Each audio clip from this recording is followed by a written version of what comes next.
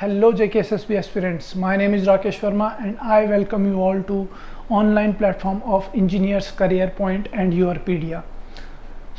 जैसा कि आप सभी को पता है कि JKSSB का नोटिफिकेशन आ चुका है जिसमें काफ़ी ज़्यादा वैकेंसीज जो हैं उन्होंने एडवर्टाइज़ की हैं। Number of vacancies is 508। तो वैकेंसीज काफ़ी अच्छी हैं, एक अच्छी अपॉर्चुनिटी है आप सभी लोगों के लिए कि आप अपने स्टेट में जूनियर इंजीनियर लग सकते हो। तो आपने अपनी प्रिपरेशन स्टार्ट कर दी होगी। आप हमारे प्लेटफॉर्म के साथ भी जुड़ सकते हो। हमारे ऑनगोइंग बैचेस जो हैं चल रहे हैं जिसमें आपका रेलवे और सॉइल अभी रिसेंटली फ्रेश स्टार्ट हुआ है न्यू बैच, तो आप उसको ज्वाइन कर सकते हो। अभी सर्वेइंग साथ के साथ पैरेलली चल रहा है जिसके 20+ लेक्चर्स हो चुके हैं। तो ये लेक्चर जो कम्प्लीटली होने वाला है ये है क्वेश्चन प्रैक्टिस ऑफ सर्वेइंग के लिए, क्योंकि क्वेश्चन प्रैक्टिस का एक बहुत ही बड़ा रोल होता है आपकी प्रिपरेशन में। तो इसी के लिए हमने क्या प्लान किया है कि हम लगातार कुछ बीच में सेशन जो है आप लोगों के लिए लेके आएंगे जिससे आप अपनी प्रिपरेशन को एक और अच्छे लेवल पे लेके जा सको। तो एंड तक देखिएगा, आपको बहुत ही सही लगेगी वीडियो। काफ़ी कंसेप्ट्स आपको सीखने को मिलेंगे और काफ़ी चीज़ें हम डिस्कस करेंगे कि किस तरीके के क्वेश्चन आपके पास आएंगे एग्ज़ाम में और कैसा आपका एग्ज़ाम होने वाला है। ठीक है, तो स्टार्ट करते हैं सर्वेइंग। तो यहाँ पे आप पहला क्वेश्चन देख सकते हो जिसमें लिखा हुआ है basic principle of survey are. तो फर्स्ट ऑप्शन है working from whole to part, second option है measuring before construction, third option है measuring and calculating land availability, fourth option is fixing a point in relation to the points already located. तो जैसा हमने बच्चों को मैंने class में already बता रखा है, दो आपके प्रिंसिपल ऑफ सर्वे होते हैं। पहला होता है आपका working from whole to part. हमेशा हमें होल टू पार्ट ही करना चाहिए। क्यों? क्योंकि इसमें जो एक्यूमुलेशन ऑफ एरर है वो आपका हट जाता है, यानी आपकी एरर जो है एक्यूमुलेट नहीं करती है। फॉर एग्जाम्पल, जैसे मैं यहाँ पे तुम्हें एक एग्जाम्पल दे देता हूँ लाइन की हेल्प से। मान लो ये आपका ए पॉइंट है, मान लो ये आपका एक लाइन है ए टू बी। आपने सर्वे कैसे किया? ए टू बी करना है आपने सर्वे। ठीक है, अब इसमें क्या हुआ, आपने जो वर्क किया वो किया यहाँ से, इस पॉइंट से, एक पॉइंट से दूसरे पॉइंट की तरफ गए। इसको बोलते हैं हम पार्ट टू होल। इसे क्या बोलते हैं? पार्ट टू होल, क्योंकि एक पार्ट से आप पूरे सर्वे को जो है कवर करोगे। वहीं पे अगर मैं एग्जांपल लूँ दूसरा, ये आपका ए पॉइंट है, ये आपका बी पॉइंट है। अब इसमें मैं जो है दोनों पॉइंट से मेजरमेंट लूंगा, दोनों पॉइंट से स्टार्ट करूंगा मेजरमेंट। इसको बोलते हैं हम होल टू पार्ट, यानी हम क्या करेंगे, दोनों पॉइंट से जब चलेंगे तो इसे बोलते हैं होल टू पार्ट। अब इस ऊपर वाले में देखो, मैं सीधा ए पॉइंट से बी पॉइंट की तरफ जा रहा हूं, यानी बी पॉइंट जो एंड पॉइंट है, जनरली हम क्या करते हैं, हम एंड पॉइंट पे रेंजिंग रॉड रखते हैं और बीच में उसे क्या करते हैं, साइटिंग करते हैं ताकि वो एक लाइन में फॉल करे। लेकिन एंड पॉइंट की तरफ कुछ भी नहीं है। तो जब भी मैं सर्वे वर्क करूंगा इसमें क्या दिक्कत आएगी, इसमें हो सकता है आपने रेंजिंग सही ना की हो। तो ये देखो यहाँ पे एरर आ गई, ये एरर और ज़्यादा बढ़ गई, यहाँ पे एरर आ गई और एरर बढ़ती जा रही है। तो आप अगर देखोगे ये एरर 1, ये एरर 2 और एरर 3, अगर इसको देखोगे तो E1 is smaller than E2 smaller than E3। तो E3 आपकी एरर जो है बड़ी है क्योंकि ये एक्यूमुलेट करती गई। ठीक है, लेकिन इस केस में जब भी आप चलोगे तो आपके पास दोनों पॉइंट है, आप बीच में इंटरमीडिएट पॉइंट लोकेट करके क्या कर सकते हो, साइटिंग कर सकते हो रेंजिंग रॉड की हेल्प से। तो इसमें क्या होगा, कभी भी गलती नहीं होगी। आप जो भी मेजरमेंट करोगे वो पाथ पे ही करोगे और इस वजह से यहाँ पे एरर के चांसेस जो हैं वो बहुत ही कम हो जाते हैं भाई, बहुत ही कम हो जाते हैं। और मान लो आप गलती कर भी देते हो रेंजिंग में, तो वो आप आइडेंटिफाई कर सकते हो ईजिली और उसको रिमूव भी कर सकते हो। तो working from whole to part का फ़ायदा क्या है कि कभी भी एरर एक्यूमुलेट नहीं करेगी।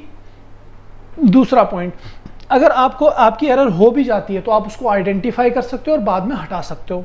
ठीक है, तो ये फ़ायदा है आपका working from whole to part. तो एक तो पहला ऑप्शन तो बिल्कुल सही है इसमें, working from whole to part. Second है fixing a point relation to the points of already located. अब यहाँ पे ज़रा देखिए, नेक्स्ट पॉइंट मैं बताता हूँ, ये सेकंड पॉइंट क्या है। अगर आपको कभी भी कहीं भी क्या करना है, कोई पॉइंट लोकेट करना है, मान लो अगर आपके पास सपोज सिर्फ एक ही पॉइंट है, तो इसमें प्रॉब्लम क्या है, इसमें ये प्रॉब्लम है, मान लो आपके पास कोई एक पॉइंट है, इस पॉइंट से मुझे किधर मेजरमेंट करनी है, इधर इधर इधर, ये डायरेक्शन आपको नहीं पता चलेगी।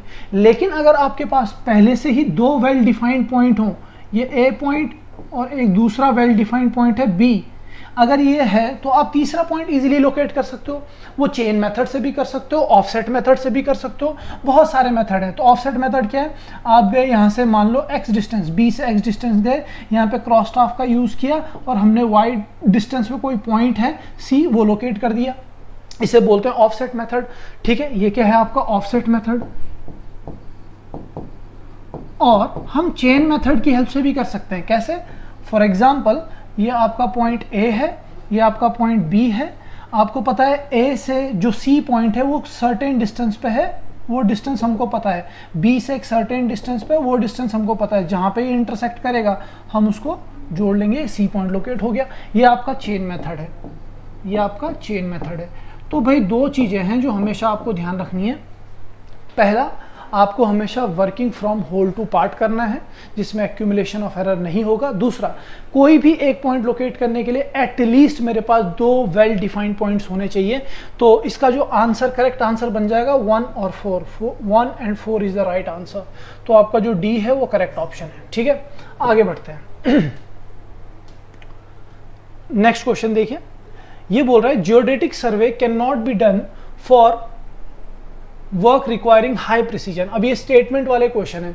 अब जैसे कि तुम्हें याद होगा, जो लास्ट एग्जाम आपका हुआ है उसमें स्टेटमेंट वाले क्वेश्चन काफ़ी थे, तो उसी तरीके का क्वेश्चन है ये। Geodetic survey can not be done for work requiring high precision, ये स्टेटमेंट गलत है। जियोडेटिक सर्वे हमें हाई प्रिसीजन जब चाहिए होता तब हम जियोडेटिक सर्वे ही करते हैं।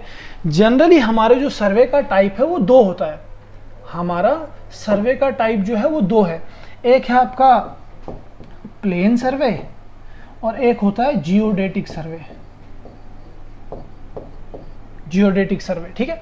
प्लेन सर्वे क्या है, मान लो ये आपका अर्थ है, इसमें दो पॉइंट बहुत ही पास पे मैं ले रहा हूँ ए एंड बी, ठीक है। तो जो ये लाइन है ऑलमोस्ट आपको सीधी दिखेगी। तो स्मॉल एरिया पे जब भी हम कोई सर्वे करेंगे वो होता है आपका प्लेन सर्वे। और इसमें जो ये एरिया होता है ये आपका less than equal to 250 kilometre square तक के एरिया में ये लगेगा, ठीक है। और अगर मैं जियोडेटिक सर्वे की बात करूं तो दो पॉइंट जो काफ़ी दूर हैं, यहाँ पे अब क्या आ जाएगा, आपका कर्वेचर आ जाएगा। और कर्वेचर आने के लिए तो हमें क्या करना पड़ेगा, बहुत ही प्रिसाइजली वर्क करना पड़ेगा, कंसिडर करना पड़ेगा कर्वेचर को, ठीक है। तो यहाँ पे जनरली जो एरिया 250 किलोमीटर स्क्वायर से ज़्यादा होता है उसके लिए हम जियोडेटिक सर्वे करते हैं। तो अर्थ का कर्वेचर यहाँ पे कंसिडर किया जाता है, यहाँ पे हम नेग्लेक्ट करते हैं।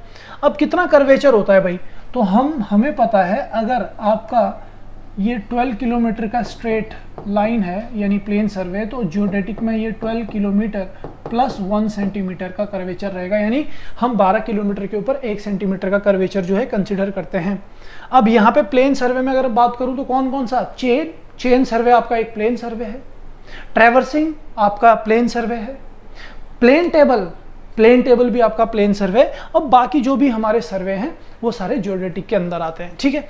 तो यहाँ पे पहला पॉइंट तो बिल्कुल गलत है भाई। ये क्या बोल रहा है कि हमें हाई प्रिसीजन रिक्वायर्ड नहीं होती जियोडेटिक सर्वे में, जबकि ऐसा नहीं है। हाई प्रिसीजन के साथ ही हम जियोडेटिक सर्वे हमेशा करते हैं, ठीक है। तो पहला ऑप्शन तो हो गया आपका, पहला स्टेटमेंट तो हो गया गलत। सेकंड स्टेटमेंट देखते हैं, the curvature of earth is account for measurement in geodetic survey. तो यही तो मैंने थोड़ी देर पहले तुम्हें बताया, हम क्या करते हैं, हम कर्वेचर को लेके चलते हैं, अकाउंट करते हैं। तो ये वाला ऑप्शन जो है बिल्कुल सही है। नीचे वाला ऑप्शन जो है आपका यानी सेकंड ऑप्शन वो बिल्कुल सही है। सेकंड स्टेटमेंट टू, आपका फर्स्ट स्टेटमेंट गलत है। तो इसमें आंसर हो जाएगा D, statement 1 is false but statement 2 is true, ठीक है। तो इसका ऑप्शन हो जाएगा आपका डी। चलिए आगे बढ़ते हैं, नेक्स्ट क्वेश्चन।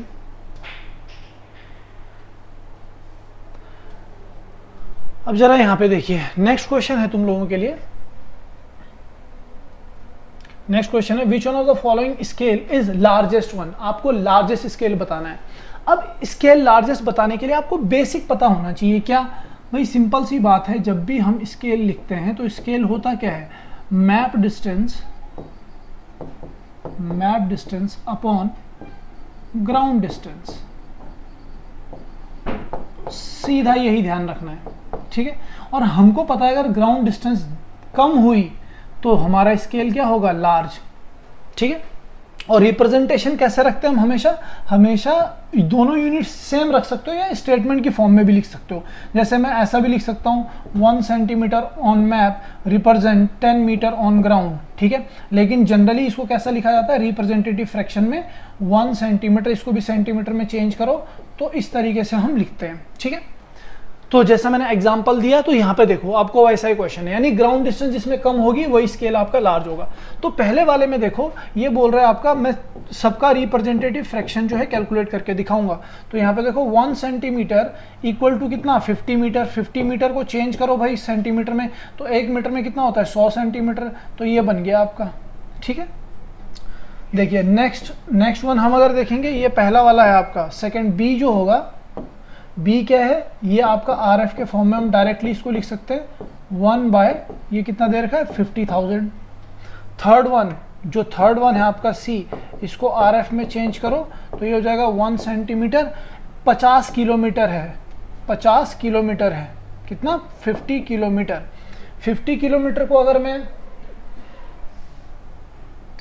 यहाँ पे देखो 50 किलोमीटर को मीटर में चेंज करो, 1 किलोमीटर में होते हैं 1000 मीटर, 1 मीटर में कितने सेंटीमीटर होते हैं। तो यहाँ पे देखिए आप, अगर क्लियरली मैं इन सब में देखूं, देखो यूनिट दोनों जगह क्या होगी, सेम होगी।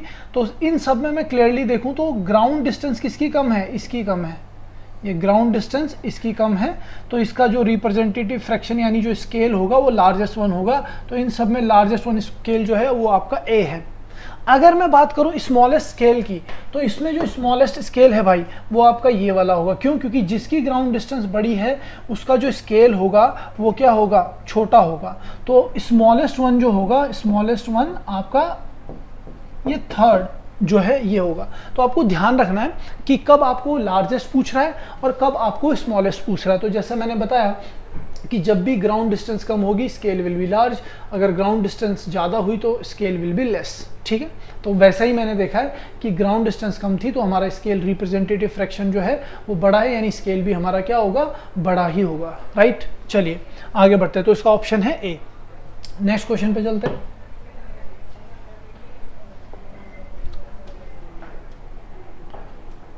Next question, a survey which consists of observation of the heavenly bodies such as sun और fixed star is known as। अब ये काफ़ी ज़्यादा जो है ये क्वेश्चन पूछा जाता है, तो हमेशा ध्यान रखना जब भी इस तरीके के क्वेश्चन पूछे जाए क्लासिफिकेशन ऑफ सर्वे के अंदर ही आएगा आपका, और ये भी आपका जियोडेटिक सर्वे के अंदर ही होता है। तो जियोडेटिक सर्वे का one of the example is astronomical survey, जिसके अंदर हम क्या करते हैं, हेवनली बॉडीज जैसे स्टार, प्लैनेट, मून, इन सब की क्या करते हैं, पोजिशन देखते हैं, ठीक है, या उनके बीच की डिस्टेंस देखते हैं, तो उसको बोलते हैं हम एस्ट्रोनॉमिकल सर्वे, ठीक है। यहाँ पे लिखा हुआ है एस्ट्रोनॉमिकल सर्वे, तो इसका ऑप्शन जो हो जाएगा वो हो जाएगा option D, astronomical survey. D is the astronomical survey और यही सही है, ठीक है। एस्ट्रोलॉजिकल सर्वे ये कुछ नहीं होता, ठीक है, ये भी कुछ नहीं है। लेकिन अगर मैं बात करूँ, ये भी अलग अलग टाइप के सर्वे होते हैं, बट इनको हमने डिस्कस नहीं करना है। इनमें सर्वे में मेनली जो है एस्ट्रोनॉमिकल सर्वे ही है, सेलेस्टियल सर्वे भी कुछ नहीं है, ठीक है। देखो बहुत सारे अलग अलग टाइप के सर्वे होते हैं, जैसे फॉर एग्जांपल जो ज़्यादातर पूछे जाते हैं, जैसे टोपोग्राफिक सर्वे। टोपोग्राफिक सर्वे यानी टोपोग्राफिक मैप बनाने के लिए हम करते हैं, जिसमें हम आर्टिफिशियल एंड नेचुरल फीचर्स को लोकेट करते हैं। अब आर्टिफिशियल क्या है, जैसा तुम्हारा रोड, जो तुम बना रहे हो रोड, बिल्डिंग्स, ये सारी चीज़ें किस में आती हैं, आर्टिफिशियल में। नेचुरल क्या है, नेचुरल आपका जो होगा पॉन्ड, जिस तरीके से रिवर, ये सारे नेचुरल। तो जब भी हमें कोई नेचुरल और आर्टिफिशियल फीचर को किसी मैप के ऊपर लोकेट करना होता है उसे बोलते हैं हम टोपोग्राफिक मैप, ठीक है। और इसमें मेजरली जो हमें डिस्टेंस मेजरमेंट हम करते हैं या मेजरमेंट जो यूज़ होती है वो आपकी वर्टिकल और हॉरिजॉन्टल ही यूज़ होती है, ठीक है। तो ये एक चीज़ पूछी जाती है। दूसरा आपका सबसे ज़्यादा जो और पूछा जाता है उसमें आता है आपका जियोलॉजिकल सर्वे। जियोलॉजिकल सर्वे भी काफ़ी ज़्यादा पूछा जाता है। तो अगर मुझे पता लगाना है कि पर्टिकुलर सब सरफेस और सरफेस के ऊपर सॉइल की क्या प्रॉपर्टी है। जैसे मुझे सरफेस के ऊपर सॉइल है, मान लो यहाँ पे ब्लैक कॉटन सॉइल है कि कहीं पे कुछ और सॉइल है, तो कैसे पता चला, ये जियोलॉजिकल सर्वे से पता चला, ताकि मैं वो पर्टिकुलर क्रॉप को वहाँ पे ग्रो कर सकूँ। ठीक है, तो जियोलॉजिकल सर्वे जो सरफेस और सब सरफेस में क्या हो सकता है, फोल्ड्स, फॉल्ट्स, मिनरल्स, इन सब के बारे में, रॉक, इन सब के बारे में जो इन्फॉर्मेशन देगा वो जियोलॉजिकल सर्वे होता है।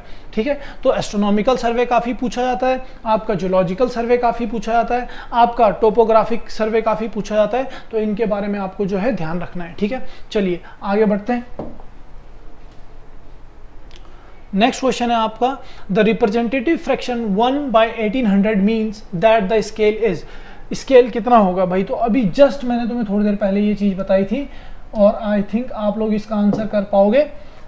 अगर मैं इसमें देखूं तो मैंने तुम्हें जस्ट अभी थोड़ी देर पहले बताया था, यहाँ पे जरा देखिए,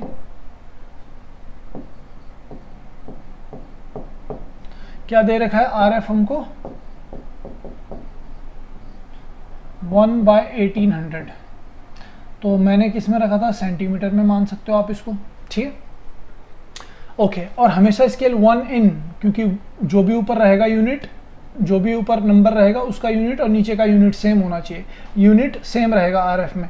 ठीक है, तो मुझे इसको किस में चेंज करना है, मीटर में, सब जगह मीटर दिया हुआ है, तो 1 सेंटीमीटर। अब तुम्हें पता है 1800 सेंटीमीटर है, अगर मुझे 1800 सेंटीमीटर को मीटर में चेंज करना है तो कितने से डिवाइड करेंगे भाई, 10⁻² से, ये कट जाएगा, कितना हो जाएगा ये 18 मीटर, यानी ये कितना आ जाएगा 18 मीटर। तो आपका जो स्केल है वो है 1 सेंटीमीटर रेशियो 18 मीटर। तो इसका जो करेक्ट ऑप्शन है आपका वो रहेगा सी इज द राइट आंसर। ठीक है, चलिए आगे बढ़ते हैं। नेक्स्ट क्वेश्चन है आपका श्रिंकेज यानी श्रंक मैप से।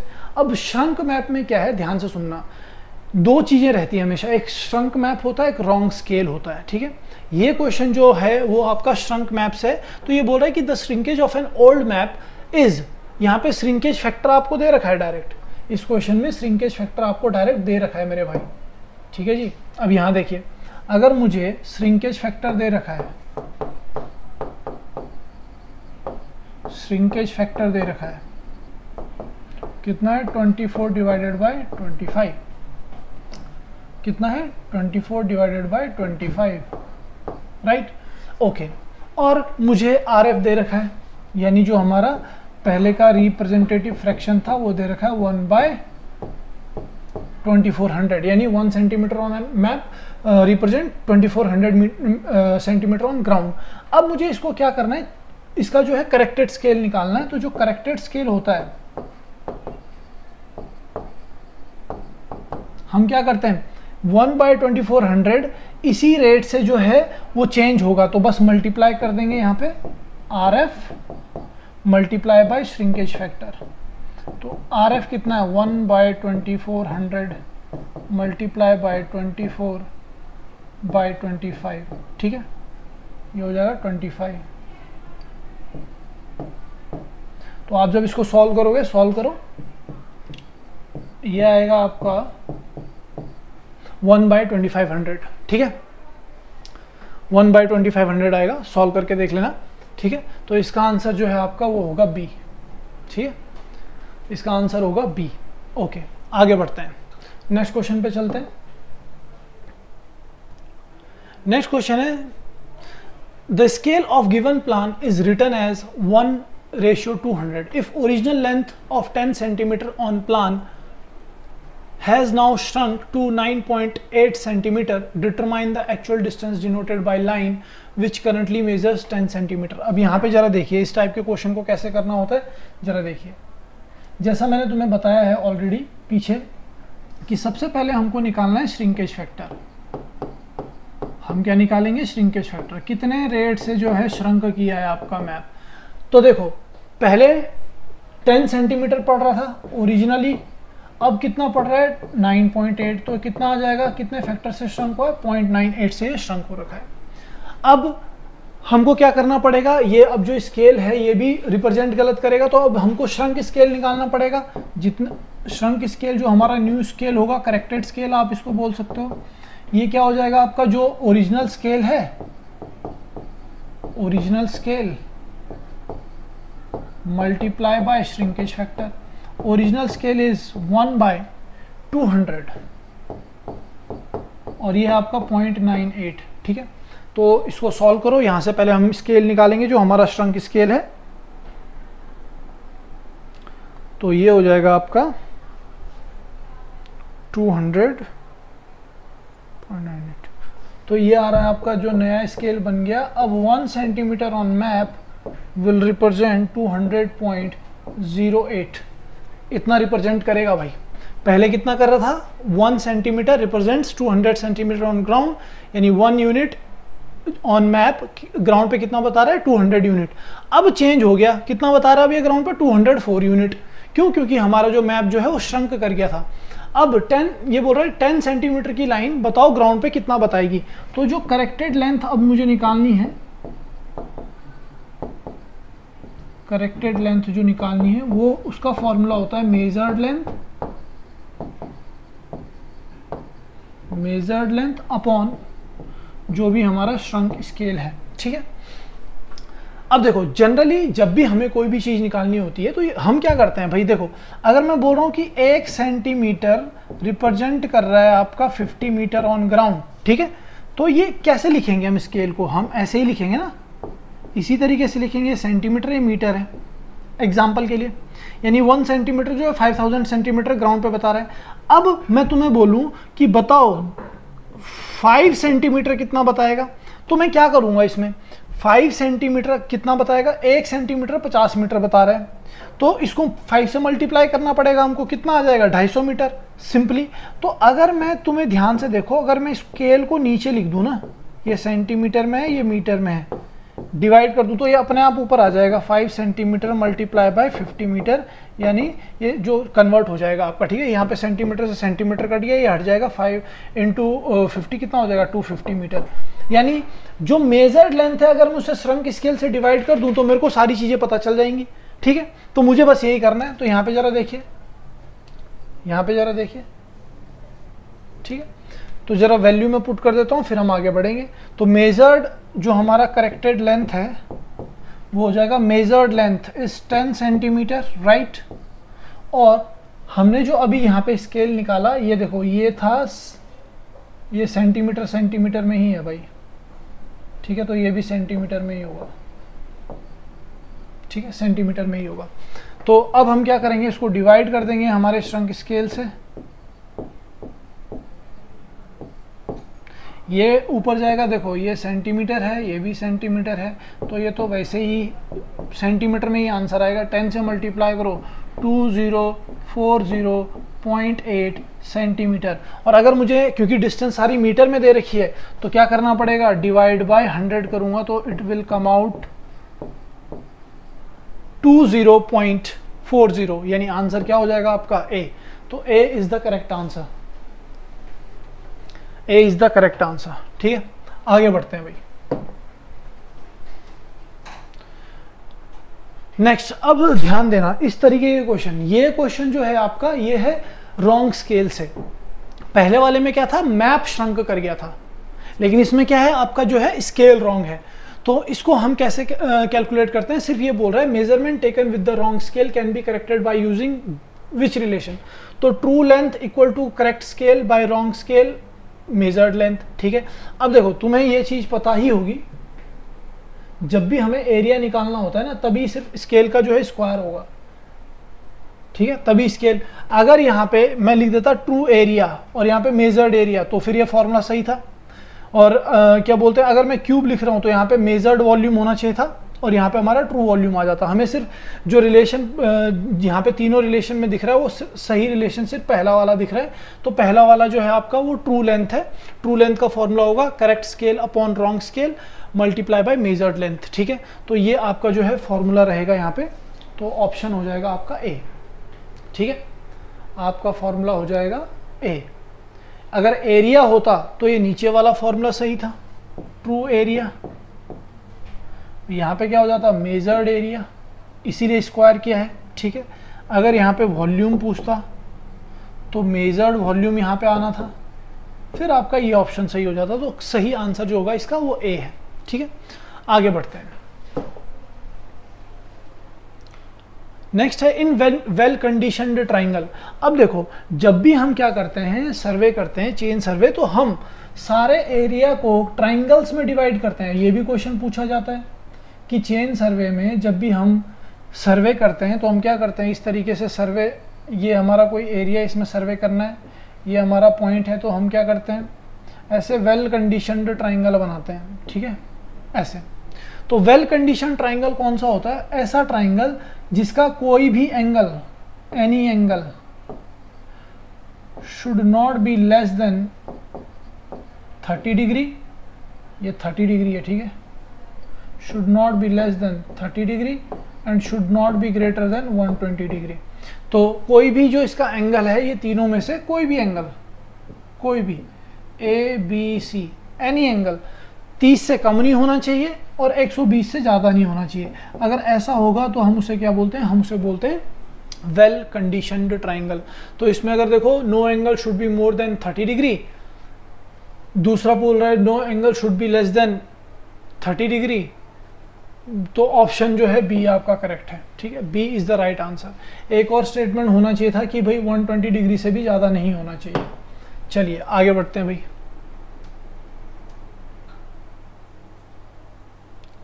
एक ये भी ध्यान रख लेना यार, इसमें ना ये भी पूछता है, देखो जो हमारा परफेक्ट, एक और चीज पूछ लेता है, जो परफेक्ट वेल कंडीशनड ट्राइंगल हमारा होता है, जो परफेक्ट वेल कंडीशनड ट्राइंगल होता है, उसमें जो ये बेस लाइन होती है, यहाँ पे जो दोनों एंगल होंगे वो 56 डिग्री 14 मिनट के होते हैं। तो ये भी पूछा जाता है, ऑलरेडी पूछा हुआ है, ये भी ध्यान रखना। तो जो परफेक्ट वेल कंडीशनड ट्राइंगल होता है, उसके बेस लाइन के साथ जो दोनों एंगल होते हैं वो 56 डिग्री 14 मिनट के होते हैं, ये भी ध्यान रखना। आगे बढ़ते हैं। नेक्स्ट क्वेश्चन है आपका चेन से। तो पहला क्वेश्चन जो चेन सर्वेइंग में है वो है correct length of 100 metre tape weighing 24 newton when pull of 200 newton is applied at the end is freely suspended is। देखो भाई, हम क्या कर रहे हैं यहाँ पे, जरा देखिए, ये कोई चेन ऐसे होनी चाहिए थी हमारी, लेकिन हमारे चेन में क्या रखा है,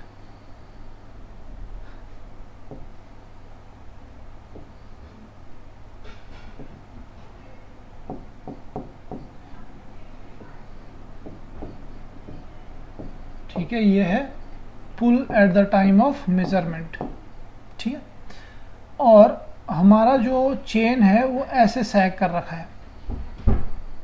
होना कैसा चाहिए था, ऊपर वाली जो लेंथ आपको दिख रही है स्ट्रेट, बिल्कुल जो बिल्कुल स्ट्रेट है वो करेक्टेड है। ठीक है, तो ये बोल रहा है कि भाई correct length of 100 metre tape weighing weight दे रखा है। अब देखो, इसमें अगर आपको वेट, जो टेप है उसका टोटल वेट दे रखा है 24 न्यूटन और पुल दे रखा है 200 न्यूटन, तो इसका फॉर्मूला जो है करेक्शन ड्यू टू सैग, अगर आपको पता है तो ये होगा W square L by 24 PM square. W कितना है, टोटल वेट ये दे रखा है। कभी कभार ना ये आपको क्या करता है इस क्वेश्चन में, ये जो W है आपका, W कैपिटल W हमेशा ध्यान रखना, ये होगा आपका total weight of tape, total weight of tape. तो ये किस में हो सकता है, केजी में दे सकता है, न्यूटन में दे सकता है, किलो न्यूटन में दे सकता है, किसी में भी दे सकता है। लेकिन कभी कभार ये क्या देता है, स्मॉल w। स्मॉल w होता है आपका वेट पर मीटर लेंथ, वेट पर मीटर लेंथ। 1 मीटर में कितना वेट है, मान लो 20 मीटर की चेन है या टेप है, तो बोलेगा 1 मीटर में इतना वेट है। मान लो 10 मीटर की जो है आपकी चेन है और 1 मीटर पे जो है आपका 10 न्यूटन है, तो 10 पे कितना हो जाएगा, 100 न्यूटन।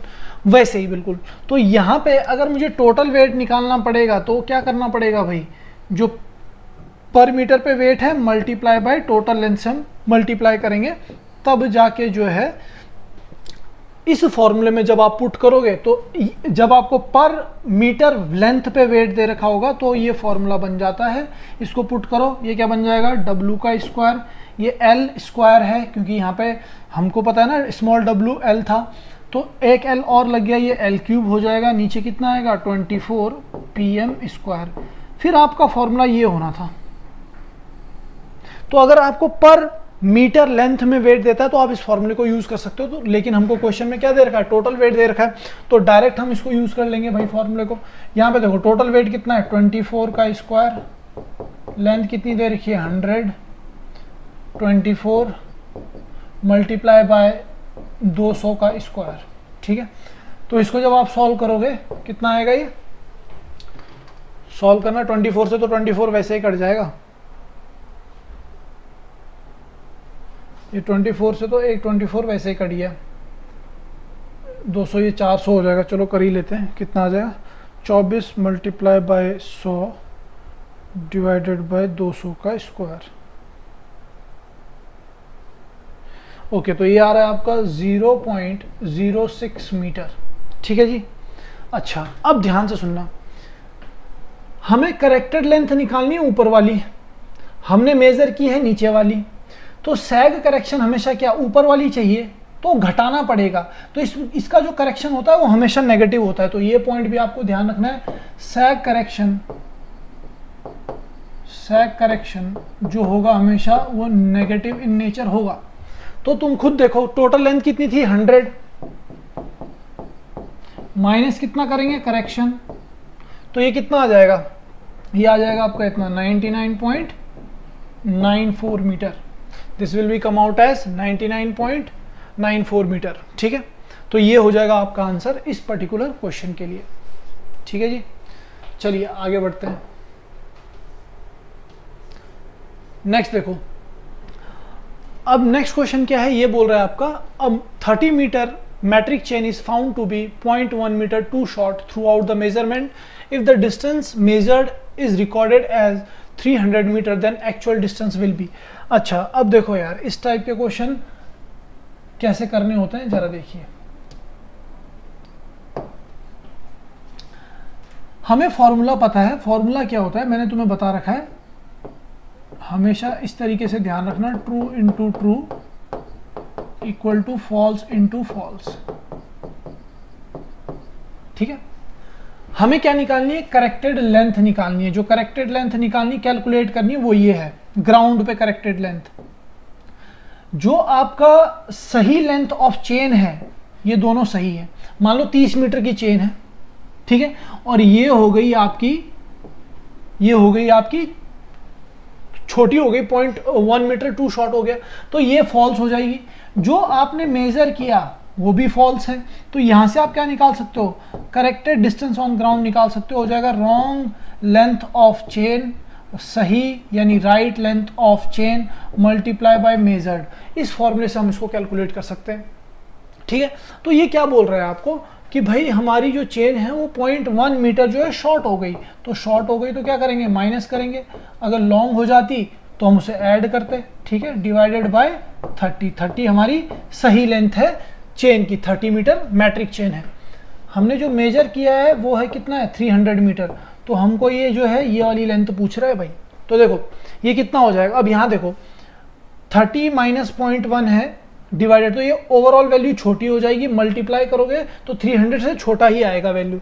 अब बाकी ऑप्शन देखो 300 से ज़्यादा है, तो इस टाइप के क्वेश्चन में आपको सॉल्व करने की जरूरत नहीं है। इसका आंसर जो होगा वो होगा सी, 299 मीटर, ये आंसर होगा।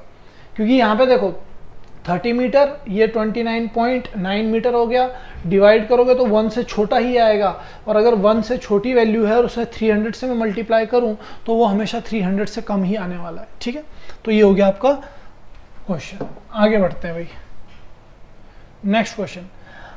30 metre steel tape was standardise at 20 degree Celsius. ठीक है, फिर ये बोल रहा है the tape was use when the ambient temperature was 40 degree Celsius. ठीक है, तो भाई एक चेन बनी थी 20 डिग्री सेल्सियस के टेम्परेचर पे बनी थी। फिर ये बोल रहा है कि जब हमने यूज़ किया तब कितना था टेम्परेचर, 40 डिग्री सेल्सियस।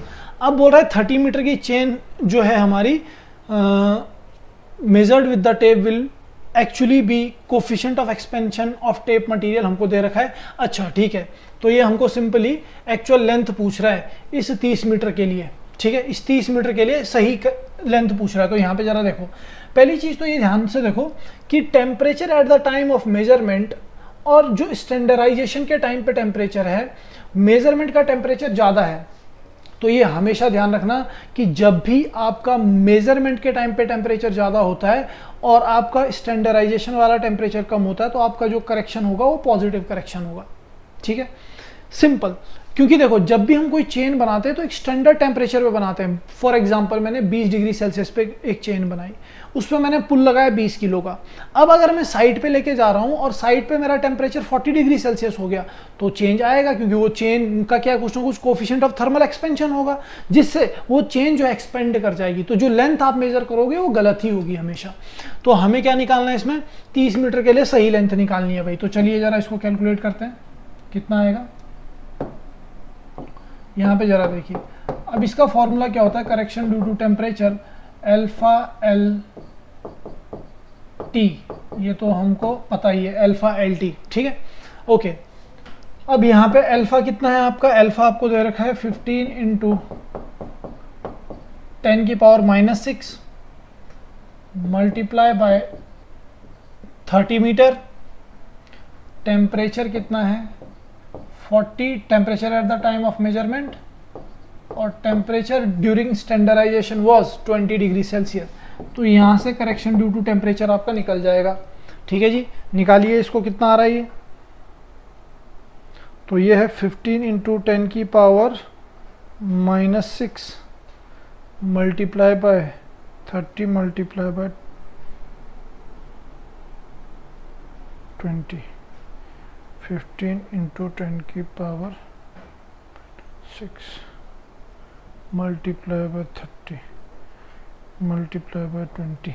तो ये आ रहा है आपका 0.009 मीटर। अब जरा यहाँ पे देखिए, जैसा कि मैंने तुम्हें बोला था, हमेशा ध्यान रखना, जब भी Tm ग्रेटर देन T0 होगा तो आपका करेक्शन हमेशा पॉजिटिव करेक्शन होगा, हमेशा पॉजिटिव करेक्शन होगा। ठीक है, और अगर आपका temperature at the time of measurement is less than जो स्टैंडर्डाइज टेम्परेचर था, तो आपका नेगेटिव करेक्शन होगा। वो तो हम यहाँ पे न्यूमेरिकली भी देख सकते हैं, ये बड़ी वैल्यू है, छोटी वैल्यू, बड़ी से छोटा घटाओगे तो पॉजिटिव आएगा। लेकिन जब हम क्या करेंगे, ये वाली वैल्यू स्मॉलर होगी, ये बड़ी होगी, मान लो ये 20 है, 40 है, तो क्या हो जाएगा 20 - 40 माइनस का 20, तो ये नेगेटिव करेक्शन आएगा उस पर्टिकुलर टाइम पे। और इस तरीके से भी ध्यान रखना हमेशा, मैंने कई बार तुम लोगों को बताया ऑलरेडी क्लास में, जब भी टेम्परेचर ज़्यादा होगा लेंथ बढ़ जाएगी, और जब भी लेंथ ज़्यादा होती है तो वो ग्राउंड पे हमेशा कम रीड करता है, वो हमेशा कम रीड करेगा। ठीक है ना, तो इसीलिए हमें क्या होगा, वहाँ पे जो है करेक्शन लगेगा वो पॉजिटिव करेक्शन लगेगा। जब कम पड़ेगा तो उसमें ऐड करना पड़ेगा, तब जाके सही लेंथ आएगी। ठीक है, तो एरर इसमें नेगेटिव है पर करेक्शन इसमें पॉजिटिव हो जाएगा। ठीक है, तो ये चीज़ ध्यान रखना। तो यहाँ पे देखो हमारा कितना है 0.009, 30 मीटर था, एक्चुअल क्या हो जाएगा, ऐड कर देंगे बस, तो जो हमारी करेक्टेड लेंथ हो जाएगी हमारी 440। इसके लिए करेक्टेड लेंथ अगर हम निकालेंगे तो दैट विल बी 30 प्लस 0.009, कितना होगा, ये आ जाएगा आपका,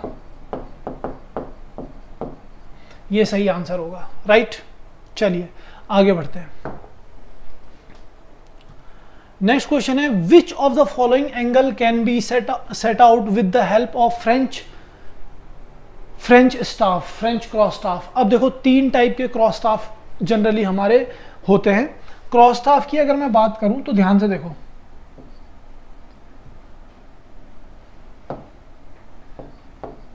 क्रॉस स्टाफ की अगर हम बात करें तो 3 टाइप के होते हैं आपके।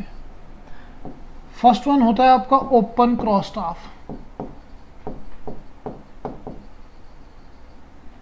दूसरा होता है आपका फ्रेंच क्रॉस स्टाफ,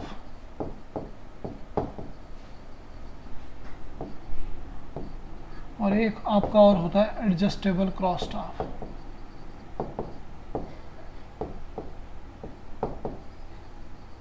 तीन टाइप के क्रॉस स्टाफ होते हैं आपके। अगर मैं ओपन क्रॉस स्टाफ की बात करूं तो ये क्या रीड कर सकता है, ध्यान से देखना। जैसे ये ओपन क्रॉस स्टाफ ऐसा वुडन का बना होगा, ऐसे होगा, इसमें बना हुआ वुडन का बना होगा पूरा। ठीक है, अगर मान लो इस सर्वे लाइन पे मैं काम कर रहा हूँ तो मैं यहाँ से देखूंगा, अच्छा रेंजिंग रॉड इसी लाइन में है, मैं दूसरे पर्सन को यहाँ पे भेजूंगा और ये पूरा 90 डिग्री का आपका ऑफसेट डाल देगा, तो ये सिर्फ 90 डिग्री का ऑफसेट डाल सकता है। कौन सा? Open cross staff. लेकिन अगर मैं बात करूं फ्रेंच क्रॉस स्टाफ की, तो ये कुछ इस तरीके का होता है भाई। देखो ये कुछ इस तरीके का होगा,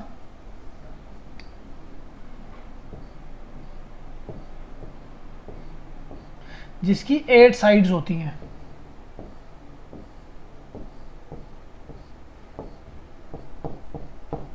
इस तरीके का होता है, ठीक है। तो जब भी हम वर्क करेंगे इसमें, यहाँ पे जरा देखिए, ये लाइन पे देख रहा हूँ, तो मैं दूसरे पर्सन को यहाँ से भेज के इधर भी ऑफसेट डाल सकता हूँ।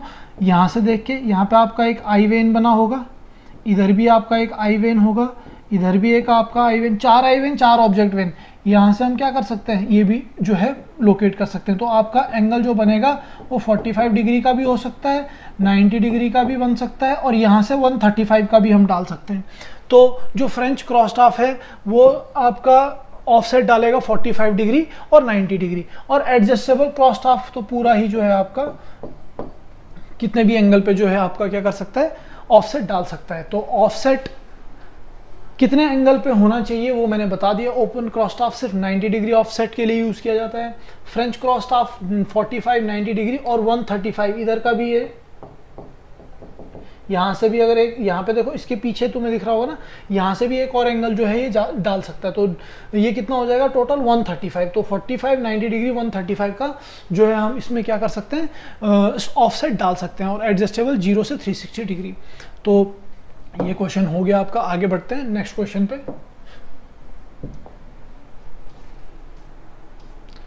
नेक्स्ट क्वेश्चन है the error measured due to incorrect holding of the chain.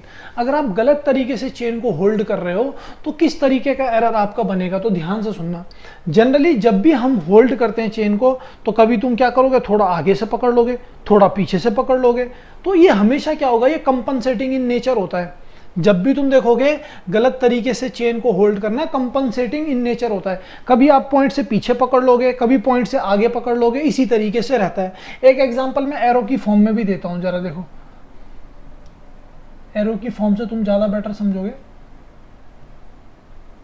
जरा देखो, मान लो ये एरो है, सीधा ना पकड़ के आप लोगों ने ऐसे पकड़ लिया, ठीक है। अब लेंथ यहां से मेजर होनी थी, इस पॉइंट से आपने पीछे से मेजर कर ली यहाँ से, ठीक है। यानी इतनी डिस्टेंस आपने फालतू में पढ़ दी। अगली बार फिर से आप तो सेम गलती करते हो, ठीक है। तो पढ़ना कहाँ तक था, यहाँ आगे तक पढ़ना था, इस पॉइंट तक पढ़ा आपने कम। तो यहाँ पे क्या कर लिया आपने, अगर इस पर्टिकुलर जगह पे देखो ज़्यादा पढ़ लिया, यहाँ पे उतना ही कम पढ़ा। तो ये पॉजिटिव नेगेटिव दोनों तरफ जा रहा है। यानी जो एरर दोनों तरफ डिस्ट्रीब्यूटेड होती है, पॉजिटिव की तरफ भी नेगेटिव की तरफ भी, तो एक दूसरे को कंपनसेट कर देती है। और ये जो एरर होगी ये आपकी कंपनसेटिंग एरर होगी, क्योंकि incorrect holding of chain, hold करना चेन को। अब आप हर बार सेम तरीके से तो करोगे नहीं, अगर गलती करो तो कभी ज़्यादा पकड़ लोगे, कभी कम लेंथ पकड़ लोगे, तो इसका जो आंसर होगा वो कंपनसेटिंग होगा, ठीक है। चलिए आगे बढ़ते हैं। अब अगर यहाँ पे ये लिखा होता ना कि आपकी चेन ब्रेक कर गई है, या फिर टेम्परेचर बढ़ गया है, या फिर टेम्परेचर घट गया और तब आप मेजरमेंट कर रहे हो, तो फिर वो क्यूमुलेटिव नेचर का होता। तब वो क्या होता है, क्यूमुलेटिव नेचर का होता है। लेकिन यहाँ पे होल्डिंग से रिलेटेड है, तो ये कौन सा होगा, कंपनसेटिंग होगा। चलिए आगे बढ़ते हैं। नेक्स्ट आपको ये मैच करना है, to determine the natural feature. अब थोड़ी देर पहले मैंने तुम्हें बताया था कि टोपोग्राफिक सर्वे जो है उसमें हम क्या करते हैं, नेचुरल और आर्टिफिशियल फीचर को लोकेट करते हैं टोपोग्राफिक मैप में। तो टोपोग्राफिक मैप या टोपोग्राफिक सर्वे, टोपोग्राफिकल सर्वे, तो ये बोल रहा है to determine the natural feature of a country such as, जिसमें हिल, वैली, रिवर, नालाज, लेक्स, वुड, ये सारी चीजें हैं। यानी नेचुरल फीचर को लोकेट कर रहा है। दूसरा, to survey for the features such as road, railway, canal, building, towns, village, artificial को भी इंक्लूड कर रहा है। इसका मतलब है ए और बी का जो है पहला है टोपोग्राफिकल सर्वे, ठीक है। और कैडेस्ट्रल सर्वे क्या होता है, जब मुझे कोई प्रॉपर्टी लाइन को फिक्स करना होता है, प्रॉपर्टी लाइन को फिक्स करने के लिए हम कैडेस्ट्रल सर्वे परफॉर्म करते हैं। To locate the boundary of field and houses, तो इसका क्या होगा, कैडेस्ट्रल सर्वे। तो जरा देखते हैं इसका आंसर जो हो जाएगा ए बी, इसका तो डायरेक्ट ही हो गया ये वाला आंसर। इसका आंसर जो होगा आपका वो होगा ए, क्योंकि फर्स्ट का फर्स्ट का ए एंड बी दोनों है, सेकंड का सी है आपका, ठीक है। फिर थर्ड का क्या हो जाएगा आपका ई हो जाएगा, जैसे सिटी सर्वे। तो city survey with in the limit of city किया जाता है, और इसमें हम क्या करते हैं, स्ट्रीट, जो पाइपलाइन, सीवर लाइन, इनको क्या करते हैं, लोकेट करते हैं या इनकी पोजीशंस मार्क करते हैं। तो वो होता है with in the limit of city, जो भी सर्वे होगा सिटी सर्वे। और इंजीनियरिंग सर्वे तो तुम्हें पता ही है, डिजाइन से रिलेटेड, स्कीम से रिलेटेड, कंस्ट्रक्शन से रिलेटेड जो भी सर्वे होगा वो क्या होगा आपका इंजीनियरिंग सर्वे होगा। तो इसका आंसर वैसे ए है। नेक्स्ट आगे बढ़ते हैं। The smallest length can be drawn on a map. अब ये ध्यान से सुनना, जब भी हम क्या करते हैं, कोई भी लेंथ ड्रॉ करते हैं मैप के ऊपर, तो हम इस चीज का ध्यान रखते हैं कि कोई भी लेंथ 0.25 mm से कम नहीं होनी चाहिए। क्यों? क्योंकि उससे कम लेंथ होगी तो नेकेड आई से आप देख ही नहीं पाओगे, तो फिर एरर का कैसे पता चलेगा। तो हमेशा ध्यान रखना, जब भी आप कोई भी जो लाइन या लेंथ ड्रॉ करते हो मैप के ऊपर, उसकी लेंथ 0.25 से छोटी नहीं होनी चाहिए, क्योंकि उसे आप रीड ही नहीं कर पाओगे सही तरीके से, ठीक है। तो ये हमेशा ध्यान रखना। तो स्मॉलेस्ट लेंथ जो हम ड्रॉ कर सकते हैं वो आपकी है ये वाली, ठीक है। इससे छोटी लेंथ आप जो है देख भी नहीं पाओगे। तो यहाँ पे क्या हो जाएगा आंसर आपका 0.25 mm। और इसी का यूज करते हैं बहुत सारी जगह पे। कैसे, कहाँ पे यूज करते हैं, मान लो सपोज मैंने कोई सर्वे करना है, ग्राउंड पे एक पर्टिकुलर लेंथ मैंने ड्रॉ की। अब मैं मैप पे उसे इस तरीके से ड्रॉ करूं कि वो एरर दोबारा जब मैं ग्राउंड पे जाऊं तो उस पर ना दिखे, ठीक है, शो ना हो। तो उस पर्टिकुलर टाइम पे हम क्या करते हैं, जो भी हमें मेजरमेंट ड्रॉ करनी है मैप के ऊपर, वो विद इन दिस लिमिट के अंदर करते हैं, ताकि वो लाइन जो है, जो मैंने गलत ड्रॉ कर रखी है मैप के ऊपर, वो जब मैं ग्राउंड पे जाऊं तो वो एरर रिफ्लेक्ट ना हो। ऐसा भी करते हैं हम बहुत बार, ठीक है।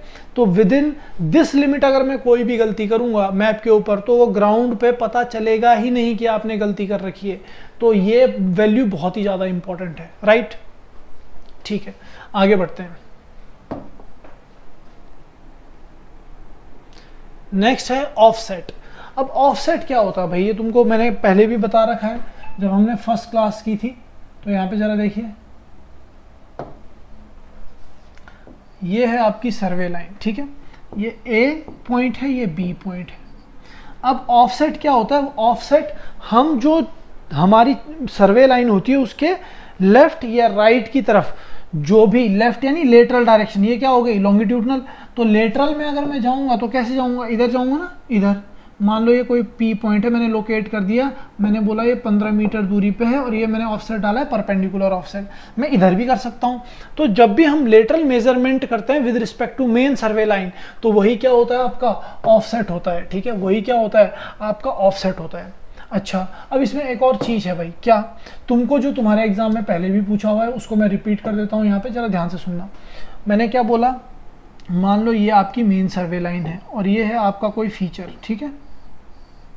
तो मैंने क्या करना है, इस मेन सर्वे लाइन से लेटरली जो है जो भी मेजरमेंट करनी है लेटरल डायरेक्शन की तरफ करनी है। अगर मैं बिल्कुल 90 डिग्री पे जा रहा हूँ, 90 डिग्री का ऑफसेट डाला है, तो हम इसको बोलते हैं परपेंडिकुलर ऑफसेट, परपेंडिकुलर ऑफसेट। और मान लो यहाँ पे कोई फीचर था जिस वजह से मैं परपेंडिकुलर नहीं जा पाया, तो मैं किसी और एंगल पे भी कर सकता हूं। तो अदर देन 90 जो होता है उसे बोलते हैं ऑब्लिक ऑफसेट, उसे बोलते हैं oblique offset.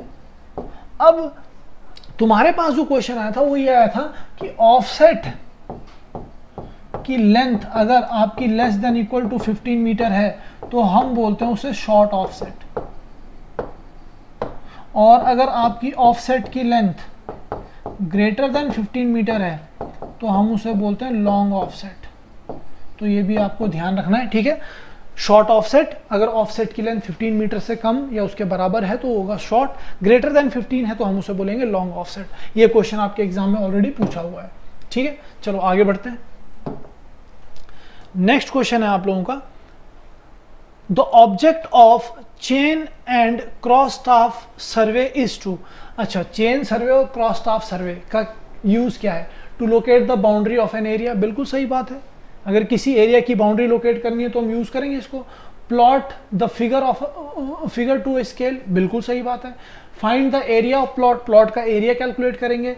Find the reduce level, नहीं, चेन से हम कभी भी जो है रिड्यूस लेवल जो है कैलकुलेट नहीं कर सकते। उसके लिए हमें क्या करनी पड़ेगी, उसके लिए हमें लेवलिंग करनी पड़ेगी। और लेवलिंग किससे की जाती है, वो डंपी लेवल से हम परफॉर्म करते हैं, ठीक है। टेलीस्कोप जिसमें उससे भी कर सकते हैं, जैसे थियोडोलाइट से भी कर सकते हैं, पर उसकी एक्यूरेसी उतनी ज़्यादा नहीं होगी। तो dumpy level, tilting level, auto level, ये सब चीज़ें जब भी हम लेवलिंग परफॉर्म करेंगे तभी हम रिड्यूस लेवल जो है निकाल सकते हैं। तो इसका मतलब है कि पहला वाला बिल्कुल सही है, दूसरा तीसरा। तो आंसर क्या हो जाएगा आपका, B will be the right answer, B will be the right answer, ठीक है। तो हम किसी भी एरिया की बाउंड्रीज लोकेट करने के लिए, स्केल प्लॉट करने के लिए और एरिया ऑफ प्लॉट फाइंड करने के लिए हम क्या करेंगे, chain and cross staff survey perform कर सकते हैं, ठीक है। आगे चलिए। Check line, proof line in chain surveying are essentially required. अब ये चेक लाइन क्या होती है, ध्यान से देखना जरा, मैं यहां पे तुम्हें थोड़ा सा बता देता हूं इसके बारे में। यहां देखो, मान लो ये आपका कोई लैंड है जिस पे आपने सर्वे करना है। तो हम सबसे पहले क्या करते हैं भाई, सबसे पहले हम मेन स्टेशन लोकेट करते हैं। ये main station, main station, main station, main station, main station, और इस पूरे एरिया को कवर कर लेते हैं। फिर हम क्या करते हैं, इन स्टेशन के बीच की जो लाइन है उनको मेजर करते हैं, जिनको हम क्या बोलते हैं, मेन लाइन। तो मेन स्टेशन को कनेक्ट करने वाली लाइन क्या होती है, मेन लाइन, ठीक है। अब इस पूरे एरिया को हम दो पार्ट में डिवाइड करते हैं, इक्वल टू पार्ट में। तो वो जो होती है वो होती है बेस लाइन। ये वाली लाइन क्या होगी, बेस लाइन। अब बेस लाइन में मान लो ऐसे भी तो हो सकता है कि ऐसे सर्कुलर होता है, ऐसे में भी इक्वल हो रहा है, ऐसे में भी इक्वल हो रहा है। तो हम चेक क्या करेंगे, जिसके पास फीचर ज़्यादा होंगे, जिस बेस लाइन के नज़दीक फीचर ज़्यादा होंगे उसको हम बेस लाइन चूज़ करेंगे। फिर ये वाली चूज़ होगी, ये नहीं होगी, क्योंकि इसके नियर 4 ही फीचर हैं, इस वाली लाइन के नियर ज़्यादा फीचर्स हैं। तो ये हो गई बेस लाइन। अब हम क्या करते थे, मेजरमेंट करते थे। तो मैं 2-3 ही यहाँ पे ड्रॉ करूँगा, जरा देखो। अब हम क्या करेंगे, ऑफसेटिंग करेंगे। तो ऑफसेटिंग में क्या करेंगे, बेस लाइन से कितनी डिस्टेंस है, x1, इसकी कितनी डिस्टेंस है, x2, इसकी कितनी डिस्टेंस है, x3, ठीक है। इस तरीके से मेजर करते हैं। अब कभी कभार क्या होता है कि कोई फीचर सपोज आपका यहाँ पे है और इसको मैं मेज़र नहीं कर पा रहा हूँ बेस लाइन से, यहाँ पे कोई ऑब्स्ट्रक्शन है, नहीं मेज़र कर पाया, तो फिर मैं क्या करूँगा, मैं यहाँ पे एक मेन स्टेशन को लेते हुए और यहाँ पे एक टाई स्टेशन को लेते हुए लाइन बनाऊंगा, जिसे बोलते हैं टाई लाइन। टाई लाइन का यूज़ कब होता है, टाई लाइन का यूज़ तब होता है जब मैं बेस लाइन से किसी फीचर के पास नहीं पहुँच पा रहा हूँ, ठीक है। तो अब जो भी डिस्टेंस है मैं इसके रिस्पेक्ट में मेजर करूंगा, मान लो x4। तो टाई लाइन कब यूज होती है, जब आप मेजरमेंट कहां से नहीं कर सकते हो, बेस लाइन से नहीं कर सकते हो, राइट। तो उसे क्या बोला जाता है, टाई लाइन बोलते हैं हम, ठीक है। अब इसमें जब ये सारा वर्क आप कर लोगे तो उसके बाद आप कहाँ जाओगे, उसके बाद आप प्लान और मैप जो है प्रिपेयर करोगे। मान लो आप ऑफिस गए, वहाँ पे आपने क्या किया, प्लान और मैप प्रिपेयर किया। अब हम क्या करेंगे, रफली कहीं पे भी किसी भी जगह पे, मान लो मैं इन दोनों पॉइंट के बीच में एक लाइन खींच देता हूँ। ये लाइन है, होती है चेक लाइन। मान लो आपका स्केल जो था 1 centimetre representing 10 metre on ground, और ये लेंथ जो है आपकी 5 सेंटीमीटर आ गई। जब मैंने मैप ड्रॉ किया तो ग्राउंड पे कितनी आनी चाहिए, 50 मीटर, क्योंकि स्केल क्या है 1 centimetre representing 10 metre on ground. तो 5 सेंटीमीटर कितना रिप्रेजेंट करेगा, 50 मीटर। तो आप जाओगे और ग्राउंड पे दोबारा से इन दो पॉइंट के बीच की डिस्टेंस मेजर करोगे और पता लगाओगे कि आपका एक्यूरेसी कितना है वर्क का, ठीक है। तो ये एक्यूरेसी को चेक करने के लिए हम चेक लाइन ड्रॉ करते हैं और उसको हम रिप्रेजेंट भी करते हैं। मान लो 1 मीटर एरर है इतनी मीटर लेंथ पे, ठीक है, तो वो उसी फॉर्म में लिखते हैं 1 मीटर रेशियो r मीटर, ठीक है। उसकी फॉर्म में हम क्या करेंगे, इसको रिप्रेजेंट करेंगे। तो इसका जो सही ऑप्शन हो जाएगा, to plot the chain line, to plot the offset, to indicate the correctness of the survey work. तो इसका आंसर क्या हो जाएगा, सी, ठीक है। C will be the correct answer. आगे बढ़ते हैं। नेक्स्ट क्वेश्चन है आपका, if magnetic declination at a place is 7 degree 20 minute and bearing given by compass is south 45 degree 40 minute east, then true bearing of the place is. तो जरा देखिए भाई, इस तरीके के क्वेश्चन को हम किस तरीके से करेंगे। यहां पे देखो, ये है आपका नॉर्थ, ये है साउथ, ये हमारा ट्रू नॉर्थ है, ट्रू साउथ, ये ईस्ट है, ये हमारा वेस्ट है, राइट, ओके। अब हमारा जो डिक्लिनेशन है, मैग्नेटिक डिक्लिनेशन, वो किसकी तरफ है? वेस्ट की तरफ है। यानी हमारा जो लोकल अट्रैक्शन है वो इधर की तरफ है, तो ये किधर की तरफ झुक गया आपका? ये आपका इधर की तरफ आ जाएगा।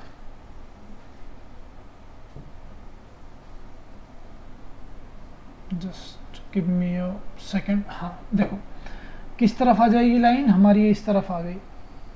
ये अब मेरा मैग्नेटिक नॉर्थ, मैग्नेटिक साउथ हो चुका है। कितना एंगल है भाई इसका? इन्होंने बोला है 7 डिग्री 20 मिनट। ठीक है जी, 7 degree 20 minute. Okay okay, west की तरफ है 7 डिग्री 20 मिनट।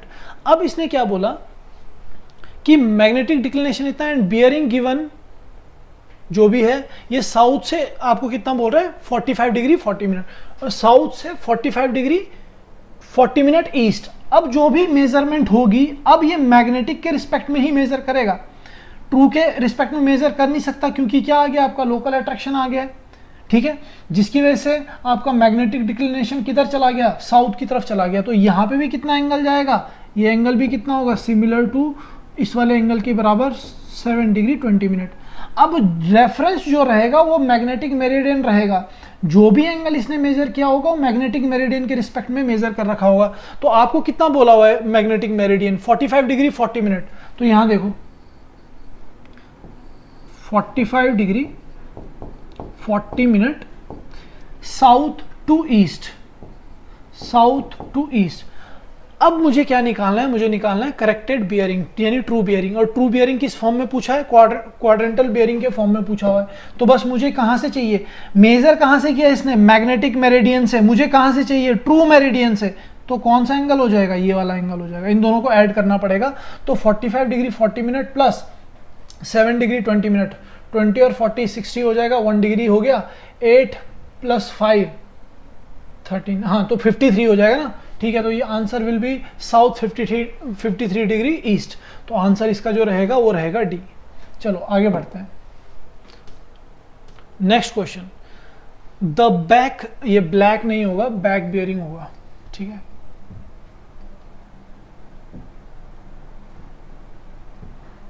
यहां पे देखो ये बोल, ये ब्लैक नहीं बैक बियरिंग होगा। ठीक है, back bearing of line having 4 bearing of south 12 degree 24 minute east will be.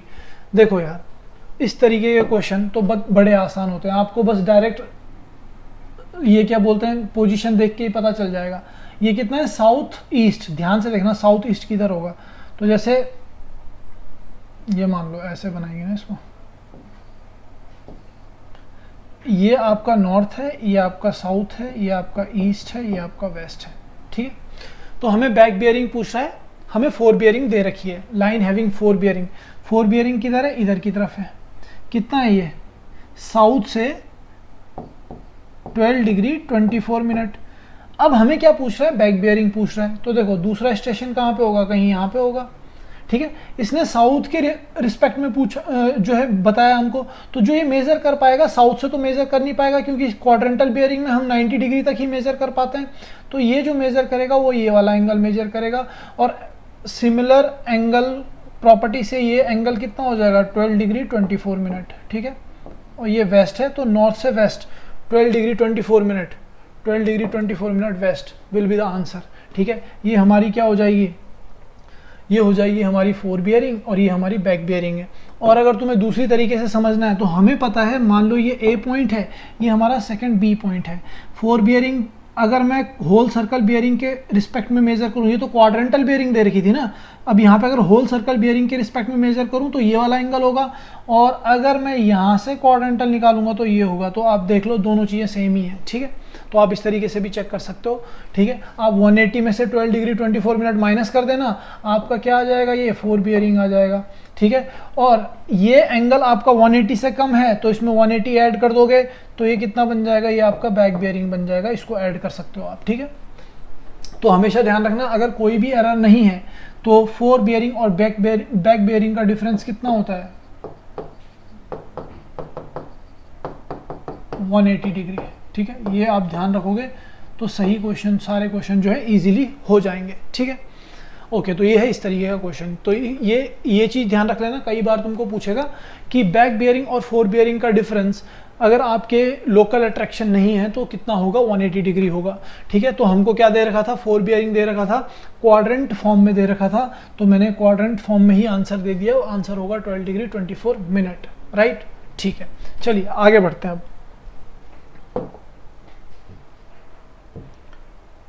Next आपका the line passing through point of zero declination are said to be. अब जरा यहाँ पे देखो यार, ये क्या बोल रहा है, जीरो डिक्लिनेशन को क्या बोलते हैं।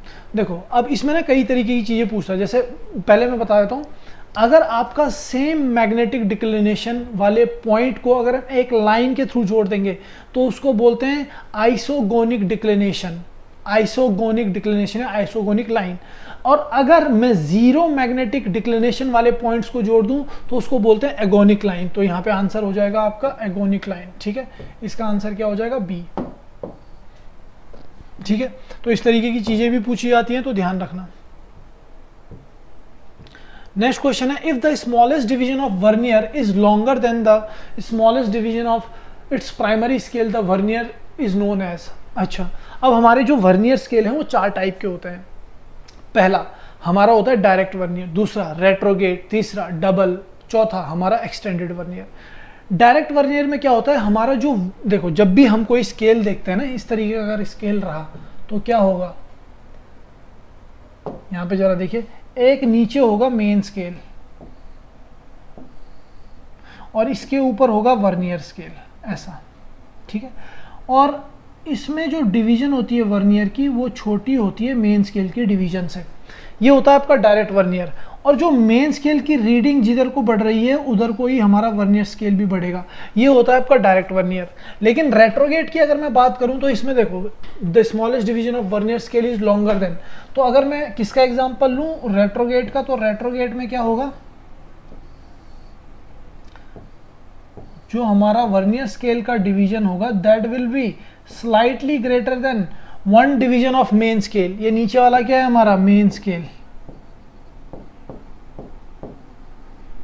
और ये ऊपर वाला क्या है हमारा, वर्नियर स्केल। ठीक है, तो वर्नियर स्केल की जो डिवीजन है वो बड़ी है, मेन स्केल की डिवीजन छोटी है। और इसमें होता क्या है, अगर आपकी रीडिंग मेन स्केल में इधर की तरफ बढ़ रही है तो आपका वर्नियर अपोजिट डायरेक्शन में हम आगे बढ़ाएंगे। ठीक है, और ये भी आपको ध्यान रखना है, इस पर्टिकुलर टाइप के स्केल के लिए हमेशा ध्यान रखना, and division of vernier equal to होता है n-1 division of main scale. एक तो ये आप डायरेक्ट वाले के लिए ध्यान रखो। इस वाले केस में क्या रहेगा, n division of vernier equal to n+1 division on main scale. ठीक है, अब यहां पे देखो, n डिवीजन जो टोटल नंबर ऑफ डिवीजन है, ध्यान से तुम सोचो, अगर इसका डिवीजन बड़ा है, इसका डिवीजन छोटा है, तो ज्यादा डिवीजन किसके लगेंगे कवर करने में, वर्नियर के। अब मान लो n 20 है तो इसमें कितने लगने चाहिए, कम लगने चाहिए, तो n-1 इसीलिए किया हुआ है। यहाँ पे देखो, n division of vernier scale, इसका डिवीजन बड़ा है तो इसके टोटल डिवीजन क्या होंगे, इसके कंपैरिजन में कम होंगे। तो ज्यादा डिवीजन किसके लगने चाहिए, नीचे वाले के। तो n+1, अगर इसके 20 हैं तो मेन स्केल के कितने हो जाएंगे, 21। ठीक है, तो इस तरीके से आप इन चीजों को ध्यान रख सकते हो। देखो, डबल वर्नियर जो है डायरेक्ट वर्नियर का कॉम्बिनेशन होता है, अगर हम 2 डायरेक्ट वर्नियर को मिला दें तो वो डबल वर्नियर बन जाता है। ठीक है जी, तो इसका आंसर वैसे हमारा जो है वो रेट्रोगेट वर्नियर है, क्योंकि हमें क्या बोल रहा था, vernier division of vernier is longer then smallest division of primary. Primary नीचे वाला स्केल है, तो वर्नियर का डिवीजन बड़ा है और मेन का क्या है, छोटा है। ठीक है, तो चलो इसका आंसर क्या हो जाएगा आपका, इसका आंसर हो जाएगा डी। आगे बढ़ते हैं, नेक्स्ट क्वेश्चन है आप लोगों के लिए, the scale on which 3 dimension can be measured is known as. तो जिसमें हम 3 यूनिट तक मेजर करते हैं वो आपका डायगोनल है, डायगोनल स्केल होता है। अब टाइप ऑफ स्केल भी होता है, जैसे प्लेन स्केल है, तो जो आपका वो ज्योमेट्री बॉक्स के अंदर छोटा सा स्केल नहीं होता जिसमें मेन डिवीजन पढ़ेंगे फिर उसकी सब डिवीजन पढ़ेंगे, तो बिल्कुल वैसे ही वो 2 यूनिट तक पढ़ सकता है आपका। ठीक है, या तो कैसे पढ़ेगा, 2 यूनिट। प्लेन स्केल की अगर मैं बात करूं, यहां पे लिख देता हूं मैं, प्लेन स्केल की अगर मैं बात करूं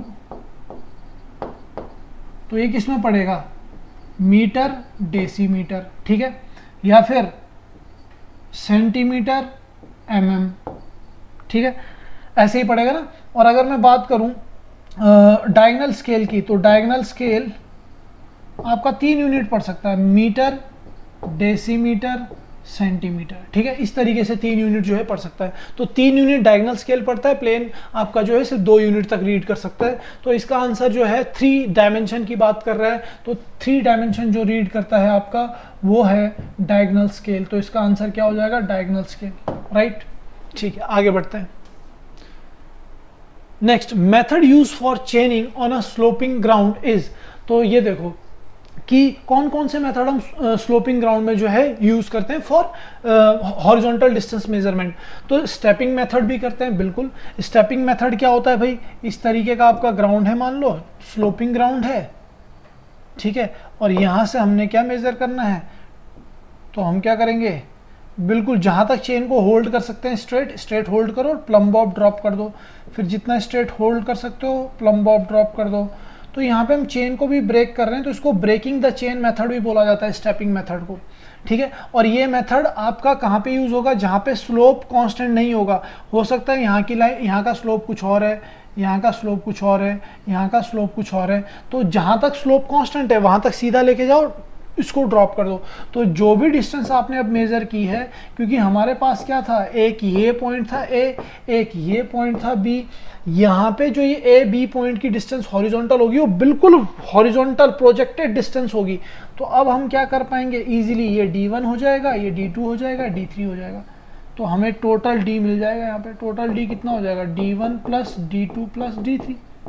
ब्रेकिंग द चेन मेथड या स्टेपिंग मेथड। अब इसमें 2 मेथड और होते हैं, एक हाइपोटेंशियल अलाउंस मेथड होता है, एक आपका इंक्लाइंड एंगल मेथड भी होता है, एंगुलर मेथड भी बोलते हैं हम जिसको, ठीक है। तो ये दोनों ही मेथड आपके यूज होते हैं। अब हाइपोटेंशियल मेथड का फॉर्मूला अगर तुमने देखा होगा कि जब भी हम क्या करते हैं, पर चेन पे कितना करेक्शन लगाना है, तो हम मान लो 30 मीटर की चेन है, तो ये हो जाता है सेक थीटा या सेक 5 माइनस 1, ये आपका हाइपोटेंशियल अलाउंस है, ठीक है। तो इसको मैं लिख देता हूँ करेक्शन के फॉर्म में लिख देता हूँ। तो हर 30 मीटर की चेन जब भी आप क्या करोगे, स्लोपिंग ग्राउंड पे मेजर करोगे, ठीक है, मान लो 30 मीटर, तो हर 30 मीटर में आपको इतना करेक्शन अप्लाई करके चलना पड़ेगा, तब जाके वो मेरे को ग्राउंड डिस्टेंस देगा, ये वाली करेक्टेड डिस्टेंस देगा, ए से बी के बीच में ये वाली डिस्टेंस देगा, ठीक है।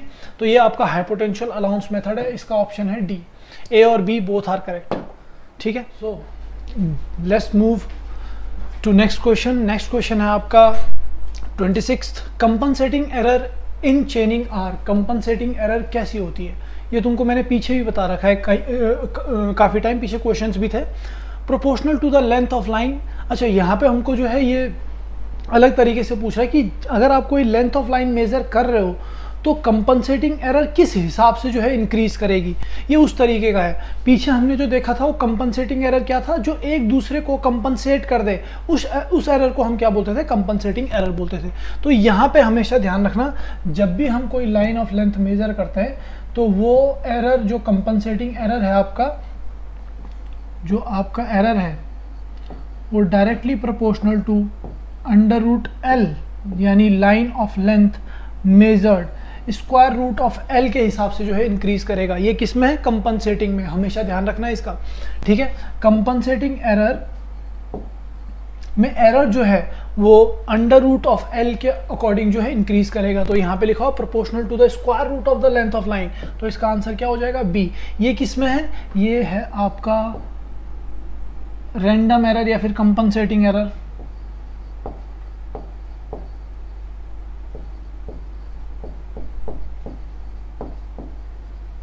Compensating error. और वहीं पे अगर मैं क्यूमुलेटिव की बात करूं, ये भी पूछ लेता है तुमसे, तो क्यूमुलेटिव में जो एरर है आपकी वो डायरेक्टली प्रोपोर्शनल टू एल होती है। जितनी बार आप लेंथ को रिपीट करोगे उतनी बार एरर बढ़ेगी।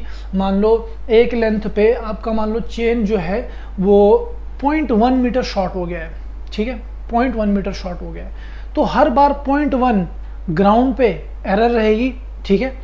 वही जब दोबारा आप रिपीट करोगे फिर 0.1 की एरर आएगी, फिर दोबारा रिपीट करोगे 0.1 की एरर आएगी। तो जितनी टाइम आप लेंथ को रिपीट करोगे उतनी ही बार जो है आपकी एरर जो है क्यूमुलेटिव नेचर में बढ़ती जाती है, या तो वो नेगेटिव की तरफ जाता जाएगा या फिर पॉजिटिव की तरफ जो है बढ़ता रहेगा। तो इसका आंसर जो है आपका वो रहेगा बी। नेक्स्ट आगे चलते हैं भाई। नेक्स्ट क्वेश्चन है आपका, the error due to bad ranging is. जो बैड रेंजिंग जब भी हम करते हैं तो वो एरर कैसी होती है। अब देखो यहां पे जरा ध्यान से देखो, हमने रेंजिंग किया ए से बी पॉइंट के बीच में, और हमारा रेंजिंग डिवाइस क्या होता है, रेंजिंग डिवाइस होता है रेंजिंग रॉड। हम क्या करते हैं, इनको साइड करते हैं ताकि वो तीनों ही रॉड जो है एक लाइन में फॉल करें। मान लो यहाँ पे एक मैंने रेंजिंग रॉड रखा, यहाँ पे एक रखा, इसके बीच में रखेंगे, तब जाके हम क्या करते हैं, वो तीनों जो है बाइसेक्ट करने चाहिए एक ही लाइन में, ठीक है ना। तो हम क्या कर रहे हैं, बाइसाइटिंग देम ईच अदर, हम क्या करते हैं सही लाइन जो है ड्रॉ करते हैं। लेकिन आपने इसका यूज ही नहीं किया, आपने आइडिया से बस यहाँ से चले गए उधर, मान लो यहाँ से चले गए इधर की तरफ बढ़े, तो भाई जब रेंजिंग करोगे ही नहीं तो गलतियाँ तो हो ही जाएंगी, ठीक है, गलतियाँ हो ही जाएंगी। इस तरीके से मान लो इधर चले गए, फिर और आगे बढ़े तो इधर चले गए, और ये बी पॉइंट से पता नहीं आप कहाँ पहुँच गए, और एरर जो है बढ़ती ही चली गई। तो ऐड होती गई एरर हर बार। तो ये किस टाइप की होती है, ये क्यूमुलेटिव एरर होती है हमेशा। तो बैड रेंजिंग की वजह से क्या रहेगा, जो एरर होगी वो एडिटिव नेचर की होगी, हमेशा ऐड होती जाएगी। यहाँ देखिए ये एरर E1 है, ये E2 है और ये E3 है, तो धीरे धीरे बढ़ती जा रही है। तो इसे बोलते हैं क्यूमुलेटिव पॉजिटिव, ठीक है। तो क्यूमुलेटिव पॉजिटिव की तरफ जाएगा हमेशा, ठीक है। चलो आगे बढ़ते हैं भाई। Next, negative error are caused in chain when its length is. अब ये थोड़ी देर पहले मैंने तुम्हारे साथ डिस्कस किया था। मैंने क्या बोला था, अगर आपका जो करेक्ट लेंथ है, सपोज एग्जांपल के तौर से ही सीखेंगे, यहाँ पे जरा देखो, मान लो आपका जो चेन है वो 20 मीटर का चेन है, ठीक है, 20 मीटर का चेन है। तो यहाँ पे देखो कोई डिस्टेंस में ले रहा हूँ, एग्जाम्पल के लिए बता रहा हूँ, ध्यान से देखो, यहाँ पे 20 मीटर का चेन है, ये टोटल लेंथ जो है आपकी 100 मीटर है, ठीक है। अगर हमारा चेन बिल्कुल सही है तो इसको कितने पार्ट में मेजर करेगा, 5 पार्ट में। ये कितना हो गया, 20 metre 20 metre 20 metre 20 metre 20 metre. अगर हमारी चेन सही होती तो ये 5 पार्ट में इसको मेजर कर लेता। लेकिन अब क्या हुआ, मेरी चेन की लेंथ बढ़ गई, ठीक है। वो टेम्परेचर इंक्रीज होने की वजह से भी हो सकता है, या पुल आपने ज़्यादा लगा दिया उसकी वजह से हो सकता है, ठीक है। तो यहाँ पे जरा देखो, अब बढ़ गई लेंथ, तो करेक्ट जो करेक्ट थी, बिल्कुल करेक्ट, वो करेक्ट क्या है 20। अब इनकरेक्ट गलत लेंथ क्या हो गई हमारी, वो किसी रीजन की वजह से, किसी भी रीजन की वजह से हो सकती है इनकरेक्ट, वो हो गई मान लो 25। अब 25 मीटर जब होगा भाई, तो ये क्या करेगा, ये तो 4 टाइम में ही मेजर कर देगा इसको, 1 2 3 4, 25 मीटर 25 मीटर 25 मीटर 25 मीटर, ऐसे ही मेजर करेगा। बट जब तुम ग्राउंड पे गए तो तुम्हें पता है कि 25 मीटर है चेन, नहीं, तुम्हें क्या पता है 20 मीटर ही है चेन, दिमाग में 20 मीटर है। कितनी बार रिपीट हुई, 1 2 3 4 बार, यानी 20 मल्टीप्लाई बाय 4, आपने सिर्फ 80 मीटर ही रीड किया है।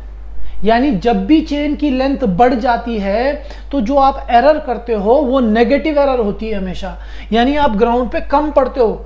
तो जो भी गलत लेंथ है, जिसको मैं L डैश लिख रहा हूँ, करेक्ट लेंथ L है, तो जब भी आपका L dash greater than L होगा, आपकी एरर नेगेटिव एरर होगी। आपका करेक्शन, जहाँ पे नेगेटिव एरर होती है वहाँ पे करेक्शन कैसा लगता है, पॉजिटिव। सेम L डैश अगर छोटा है L से तो एरर कैसी हो जाएगी, पॉजिटिव, और करेक्शन कैसा हो जाएगा, नेगेटिव। तो उस टाइम पे करेक्शन कैसा हो जाएगा, नेगेटिव। तो ये मुझे क्या पूछ रहा है, नेगेटिव एरर कब होती है, यही तो पूछ रहा है। Negative error are cause in chain when its length more than the standard length. Standard length से ज़्यादा हो जाएगी तब नेगेटिव एरर जो है वो कॉज करेगा। तो ऑप्शन जो होगा वो आपका ए होगा, ठीक है। The right answer will be A. चलिए आगे बढ़ते हैं। Next question, an obstacle which obstruct both chaining and ranging. अब चेन करनी थी, चेन रिपीट करके आगे बढ़ता जाना था, वो भी नहीं कर पा रहे हो और देख भी नहीं पा रहे हो। तो ऐसा कब होता है? जब कहीं पे बिल्डिंग्स बनी होती हैं। तो इसका आंसर जो होगा बिल्डिंग, रिवर, लेक नहीं होगा, हिलॉक नहीं होगा, ये होगा आपका बिल्डिंग। ठीक है, बिल्डिंग रहेगी तो आप चेनिंग भी नहीं कर पाओगे और क्या बोलते हैं रेंजिंग भी नहीं कर पाओगे। ठीक है, ठीक है भाई, आगे बढ़ते हैं। नेक्स्ट, ये तो सिंपल था। N obstacle which obstruct चेनिंग but not ranging, यानी वो पॉइंट दिख रहा है, आप रेंजिंग कर पा रहे हो, यानी वो विजिबल है बट एसेसेबल नहीं है, आप वहां जा नहीं सकते। तो विजिबिलिटी पूरी है, तो ऐसा कब होगा? जब बीच में लेक होगी, दूसरा पॉइंट लेक के दूसरी साइड है, तो आप यहां से क्या करोगे? रेंजिंग करके उस पॉइंट को बाइसेक्ट करके, रेंजिंग से साइटिंग करके उसको एक लाइन में लेके आ सकते हो। लेकिन क्या मेजरमेंट कर सकते हो उसके अलावा? तो तालाब के ऊपर, तो लेक के ऊपर थोड़े हम जाके मेजरमेंट कर पाएंगे। तो चेनिंग नहीं पॉसिबल होगी बट रेंजिंग पॉसिबल है। वो किसके केस में होता है? वो आपका लेक के केस में होता है। तो इसका जो सही आंसर रहेगा दैट विल बी लेक। ठीक है, चलिए आगे बढ़ते हैं। Next, a line which join subsidiary station on the main line of the chain survey network and serve to facilitate taking offset to objects located at great distance from the main survey line is called as। ये थोड़ी देर पहले ही मैंने तुम्हें बताया था। क्या बताया था? इसमें मैंने सारी चीज़ें डिस्कस की थी। मैंने क्या बोला था? ऐसा कोई एरिया है, ठीक है, अब इतने पॉइंट हम नहीं लेंगे, कम कम पॉइंट से समझेंगे। ये मेन स्टेशन है, मेन स्टेशन है, मेन स्टेशन है, मेन स्टेशन है, मेन स्टेशन है। मेन स्टेशन को कनेक्ट करने वाली लाइन मेन लाइंस, पर इसने क्या बोला है? मेन लाइन और मेन स्टेशन और tie station, subsidiary station, subsidiary station. ठीक है, तो अब इसके बाद क्या किया था? पूरे को दो पार्ट में, इक्वल पार्ट में डिवाइड कर दिया था। ये क्या हो गई आपकी बेस लाइन। अब मैंने क्या बोला था कि मान लो कोई फीचर है आपका यहाँ पे, बेस लाइन से मैं उसे मेजर नहीं कर पा रहा हूँ, तो ये क्या है? आपका एक मेन स्टेशन है, ये आपका क्या है? एक मेन स्टेशन है। हम क्या करेंगे? मेन स्टेशन से एक यहाँ पे टाई स्टेशन लेंगे, या फिर उसे सब्सिडरी स्टेशन भी बोल सकते हैं, सब्सिडरी स्टेशन लेंगे। और फिर यहाँ से क्योंकि कुछ दिक्कत है और मैं बेस लाइन से मेजर नहीं कर पा रहा हूँ, तो मैंने क्या किया? मैंने ये टाई लाइन डाली और टाई लाइन से फिर मैं जो है मेजरमेंट कर रहा हूँ। ठीक है, तो अगर क्या होगा फिर यहाँ पे जो एक्चुअली में इसने पॉइंट बोला है वो ये बोला है at a great distance from main survey line. अगर मेन सर्वे लाइन जो हमारी बेस लाइन है वहाँ से ज़्यादा दूर पड़ रहा है, तो हमारे पास उतनी चेन है ही नहीं, या बार बार रिपीट करने में दिक्कत हो रही है, रेंजिंग की दिक्कत हो रही है, कुछ भी हो रहा हो, तो उस टाइम पे हम एक दूसरी लाइन डालेंगे जहाँ से वो नज़दीक पड़ रहा हो। तो वो लाइन कौन सी होगी? Tie line. तो इसका आंसर क्या होगा? सी। ठीक है, okay. Next, in case where there is no obstacle to chaining but ranging is obstructed, the two end station being not intervisible, if both end station are visible from the intermediate points on the line, then the problem can be resolved by। अब थोड़ी देर पहले मैंने तुम्हें समझाया था ranging. Ranging क्या होता है? सिंपल, ग्राउंड में कैसे करते हैं रेंजिंग भाई? ये दो पॉइंट हैं, ये लाइन है आपकी ए बी। अब इसका ग्राउंड वाला बना के दिखाता हूँ। यहाँ देखो मैंने क्या किया, ए पे एक रेंजिंग रॉड रखा, बी पे रेंजिंग रॉड रखा, बीच में यहाँ पे भी रेंजिंग रॉड रखा, इंटरमीडिएट पॉइंट हमने लोकेट किया ताकि मेरी डिस्टेंस जो है ठीक है सही हो जाए। तो यहाँ पे क्या है, अगर पहले वाले एंड स्टेशन से आखिरी वाला एंड स्टेशन क्लियरली विजिबल है तो हम इसको बोलते हैं डायरेक्ट रेंजिंग, यानी दो पॉइंट पास पास हैं और मैं यहाँ से क्लियरली देख पा रहा हूँ और साइटिंग देम ईच अदर, उन तीनों को देख के मैं साइटिंग इजीली कर पा रहा हूँ और उनको एक ही लाइन में जो है मैंने कर लिया है सारे रेंजिंग को, ताकि मेरी एरर ना हो। ठीक है, तो इस केस में जो रेंजिंग होती है उसे बोलते हैं डायरेक्ट रेंजिंग। डायरेक्ट रेंजिंग जब दोनों एंड पॉइंट पास पास हो या क्लियरली विजिबल हो। अब इस क्वेश्चन में क्या बोल रहा है, इस क्वेश्चन में कुछ ऐसा है भाई, यहाँ देखो मान लो कोई हिल आ गया, ठीक है, यहाँ पे एक स्टेशन है, ये दोनों एंड स्टेशन है, ये दोनों से हम एक दूसरे को नहीं देख सकते भाई, ये मना कर रहा है कि नहीं देख पाएंगे। ठीक है, मैं इसको यहाँ पे ड्रॉ करता हूँ, जरा देखिए इस पर्टिकुलर क्वेश्चन में क्या बोल रहा है, इस क्वेश्चन में बोल रहा है ये आपका हिल है, एक रेंजिंग रॉड यहाँ पे, एक रेंजिंग रॉड यहाँ पे, एंड स्टेशन। अगर उनकी इंटर विजिबिलिटी नहीं है या फिर दोनों पॉइंट इतने दूर हैं कि वो एंड वाला पॉइंट अगर आप साइटिंग करोगे 20 पॉइंट से और वो दिख ही नहीं रहा है, तो फिर क्या बोलते हैं साइटिंग प्रॉपर हो नहीं पाएगी और उनको एक लाइन में आप कर ही नहीं पाओगे। इस केस में ये क्या बोल रहे हैं कि कोई इंटरमीडिएट स्टेशन है, मान लो यहाँ पे बीच में, या हम चलो 2 ले लेते हैं, यहाँ पे 2 इंटरमीडिएट स्टेशन है, यहाँ से ये दोनों दिख रहे हैं और यहाँ से ये दोनों दिख रहे हैं। तो इस टाइम पे हम कौन सी रेंजिंग करते हैं, इस टाइम पे करते हैं हम इनडायरेक्ट रेंजिंग। इनडायरेक्ट रेंजिंग में क्या होता है, इस पॉइंट से हम इन दोनों स्टेशन को एक लाइन में फॉल करवाते हैं, फिर इन दोनों स्टेशन को एक लाइन में फॉल करवाते हैं, ठीक है। ये काम करते रहते हैं और हो जाता है। फिर देखिए जैसे एग्जाम्पल, मान लो पहले इन तीनों को एक लाइन में किया, यहाँ पे देखो पहले ये तीनों अलग लाइन में ही थे, ऐसा था, ठीक है। ये सी पॉइंट है, डी पॉइंट है, सी डी ऐसे, और ये ए ऐसे। अब ये तो दिख रहा है ना, यहाँ से बी से सी तो दिख रहा है, हम क्या करेंगे इन तीनों को एक लाइन में कर देंगे।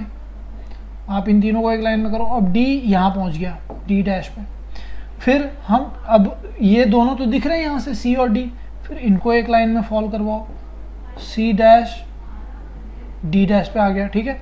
अब यहाँ से फिर देखेंगे और यही वर्क हम करते रहेंगे, तब तक करते रहेंगे जब तक ये पूरा इसी लाइन पे ना आ जाए। इसको बोलते हैं इनडायरेक्ट रेंजिंग या रेसिप्रोकल रेंजिंग, ठीक है। इनडायरेक्ट यहाँ पे दे नहीं रखा है तो answer will B reciprocal ranging. Reciprocal ranging बोलते हैं।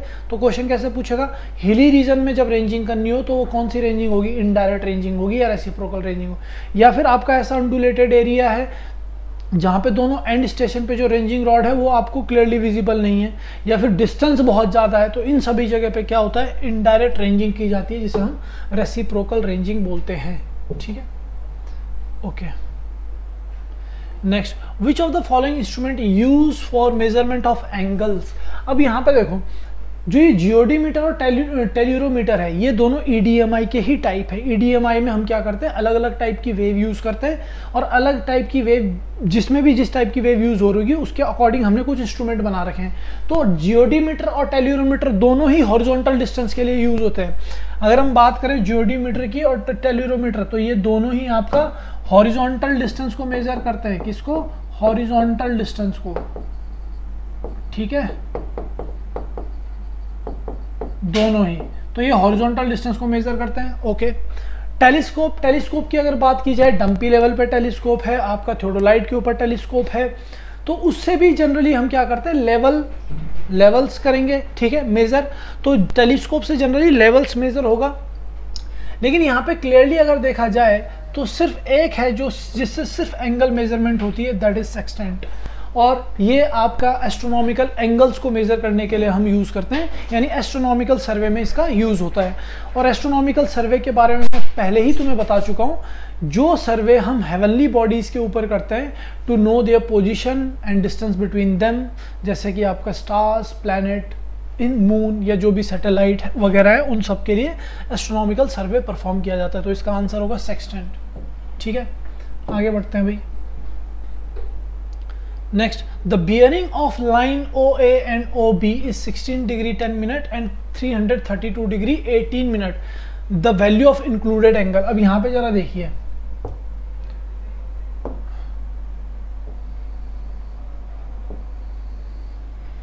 O पॉइंट है, पहला बोल रहा है OA का एंगल कितना है, 16 degree.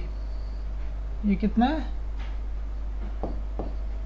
16 degree 10 minutes, right, yes. Next ये हो गया OA।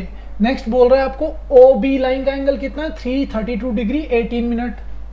तो 270, यहाँ पे 270 है, 360 इसके बीच में होगा कहीं पे। नेक्स्ट लाइन है OC, इसका एंगल कितना बोल रहा है, दिस इज 332 डिग्री 18 मिनट। अब हमको पूछ रहा है एंगल ऑफ OB है, सॉरी ये क्या है आपका OB, ठीक है। हमें पूछ रहा है BOA, ये वाला एंगल पूछ रहा है, यानी मुझे ये एंगल बताना है, राइट, यस। तो ये तो मुझे पता है 16 डिग्री 10 मिनट्स है। ये एंगल कितना है, 332, टोटल एंगल कितना होता है 360, तो 360 डिग्री में से आपका 332 डिग्री 18 मिनट माइनस कर दो, ये 18 मिनट है, ठीक है, मिनट है ये।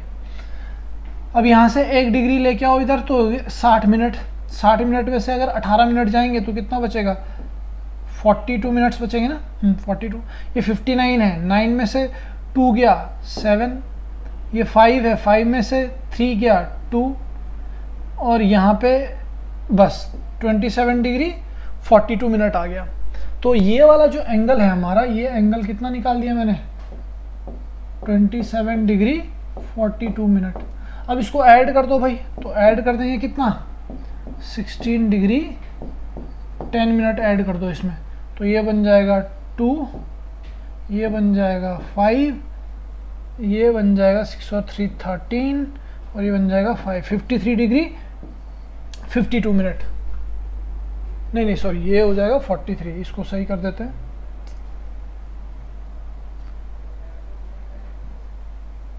इसको सही कर देते हैं, वेट, ये कितना हो गया 2 5 3, अच्छा 1 है ना, तो ये हो जाएगा 43 डिग्री। तो ऑप्शन देखो 43 डिग्री 52 मिनट, आंसर ये होगा। तो ये एंगल हो जाएगा आपका 43 डिग्री 52 मिनट, ठीक है। तो BOA ये वाला एंगल हमने कैलकुलेट कर लिया, तो इसका आंसर होगा डी, राइट। चलिए आगे बढ़ते हैं। नेक्स्ट है, if the whole circle bearing of line is 180 degree, फिर पूछ रहा है then its reduce bearing is. Okay, अब यहाँ पे देखो, ये थोड़ा सा जो है अलग क्वेश्चन है, जरा इसको देखो। यहाँ पे देखो भाई, हमें पता है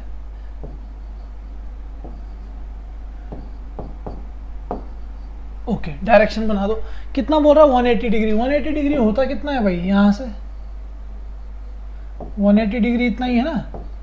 और होल सर्कल बेयरिंग तुम्हें पता होगा, होल सर्कल बेयरिंग में हमारा रेफरेंस सिर्फ नॉर्थ होता है, नॉर्थ से ही हम सारे एंगल मेजर करते हैं, और इसमें जो एंगल होंगे वो 0 से 360 डिग्री कितना भी हो सकता है, लेकिन ये एग्जैक्ट 180 पे बोल रहा है, और 180 पे है क्या, साउथ। तो इसको कैसे रिप्रेजेंट करते हैं हम, सिर्फ साउथ से रिप्रेजेंट करते हैं, इसका आंसर होगा साउथ। ना तो साउथ 0 डिग्री वेस्ट, ये भी नहीं होगा, ना ईस्ट, ठीक है, ये सिर्फ साउथ से रिप्रेजेंट किया जाता है, तो ये भी आपको ध्यान रखना है, ठीक है जी।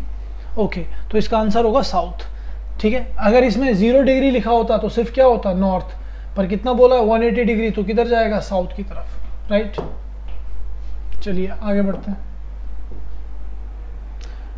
If declination is 5 degree 40 minute west, the true bearing of south 25 degree 20 minute east, the magnetic bearing is।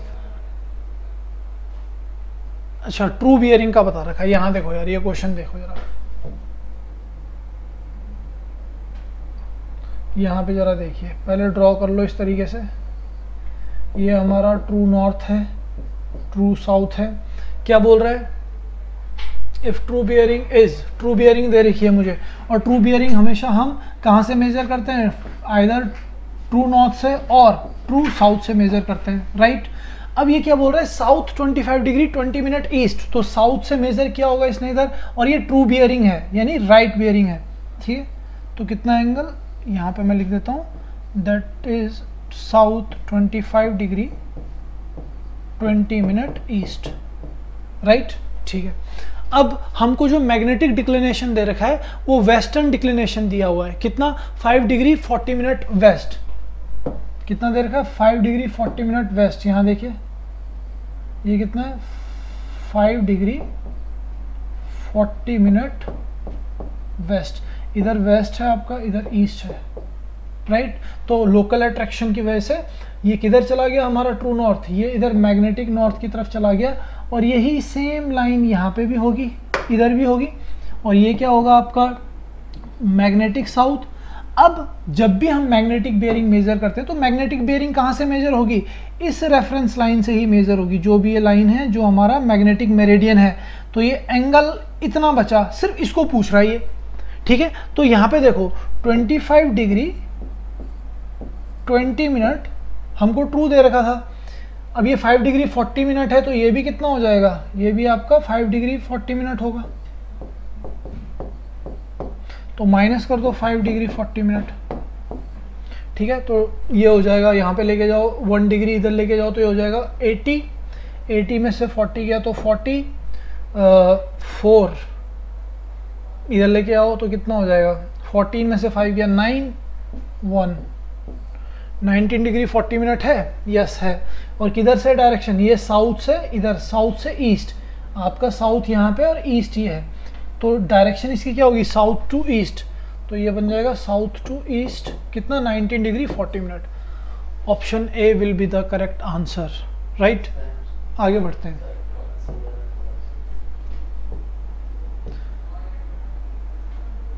Okay, next आगे बढ़ते हैं। नेक्स्ट क्वेश्चन है आपका, PQRS is a regular parallelogram plot of land whose angle QPS is 60 degree if the bearing of the line PQ is 30 degree, the bearing of RS। Okay, parallelogram तुम्हें पता ही है ना भाई, चतुर्भुज। यहाँ पे देखते हैं क्वाड्रिलेटरल।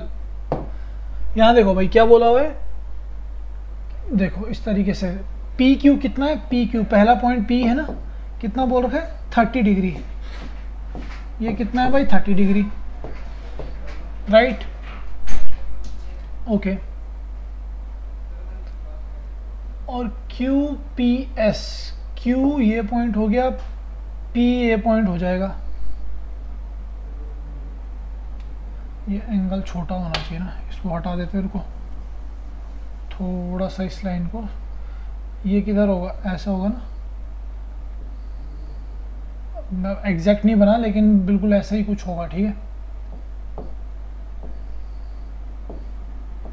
ऐसा। अच्छा 90 डिग्री बन जाएगा ना, ये तो 60 डिग्री दे रखा है। देखो भाई इसको हम क्लियरली बना सकते हैं, कैसे, यहाँ देखो पहला कितना बोला है PQ, फर्स्ट स्टेशन है PQ, कितना बोल रहा है 30 डिग्री। अब हमारे पास QPS, ये Q पॉइंट है, PQR इधर हो जाएगा,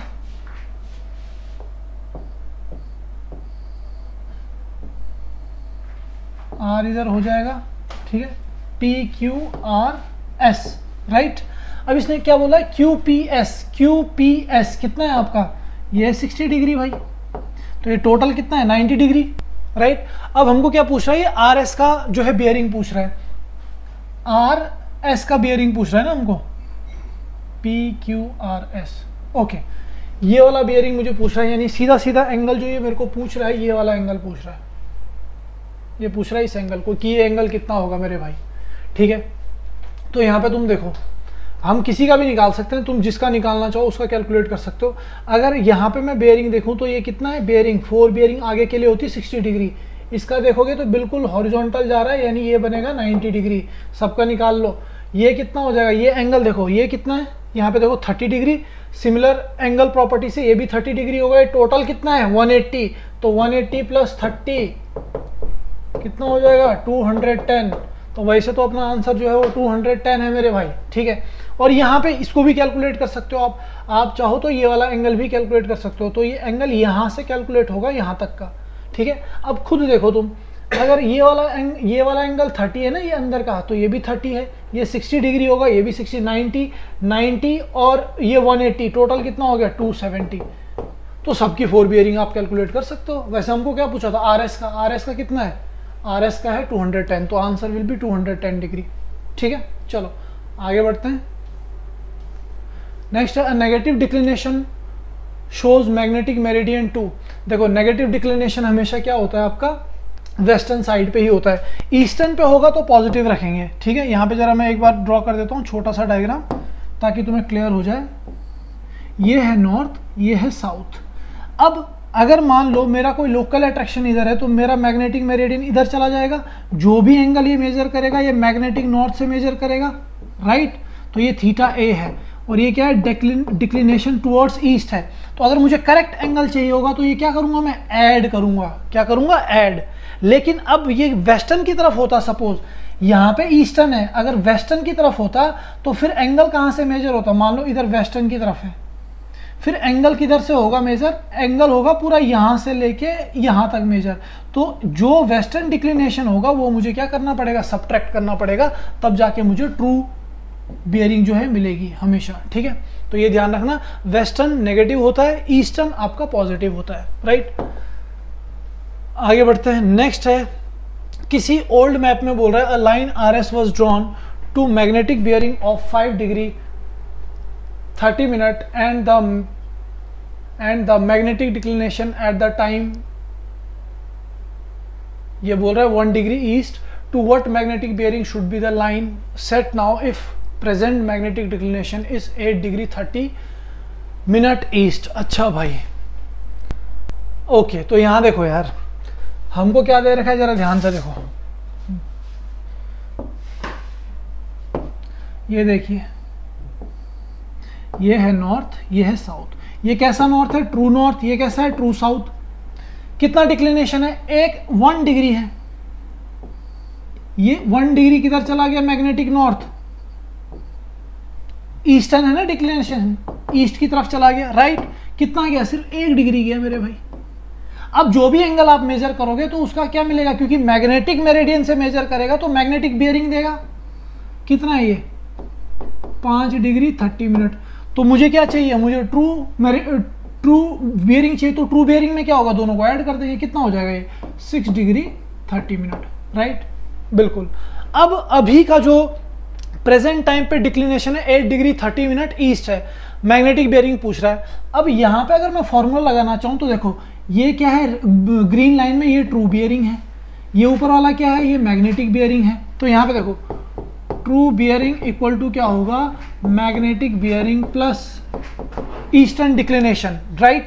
अब हमें क्या निकालना है? Magnetic bearing. ट्रू बियरिंग कितनी है तुम्हारी? 6 डिग्री 30 मिनट, ये है आपकी मैग्नेटिक बियरिंग। और ईस्टर्न डिक्लिनेशन कितना है? 8 डिग्री 30 मिनट ईस्ट, ठीक है, ओके। ठीक है जी। तो यहां से हम क्या निकालेंगे? फिर मैग्नेटिक बियरिंग निकालेंगे, ठीक है, मैग्नेटिक बियरिंग निकालेंगे, मैग्नेटिक बियरिंग निकालेंगे। तो पहले निकाल दो जरा, कितना आ रहा है भाई?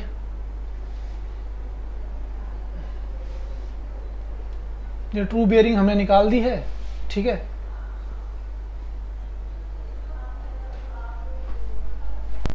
तो कैलकुलेट कीजिए जल्दी से, कितना आ रहा है?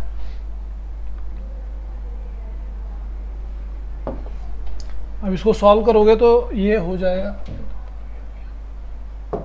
देखो, पहले वाले का कितना था?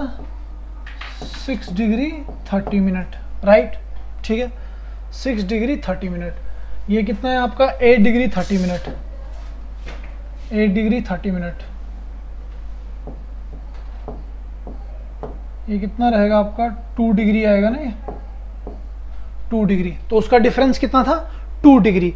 अब हमको क्या बोल रहा है? टोटल बियरिंग पूछ रहा है ना। तो यहाँ से अगर मैं देखूं तो ये इधर कितना गया?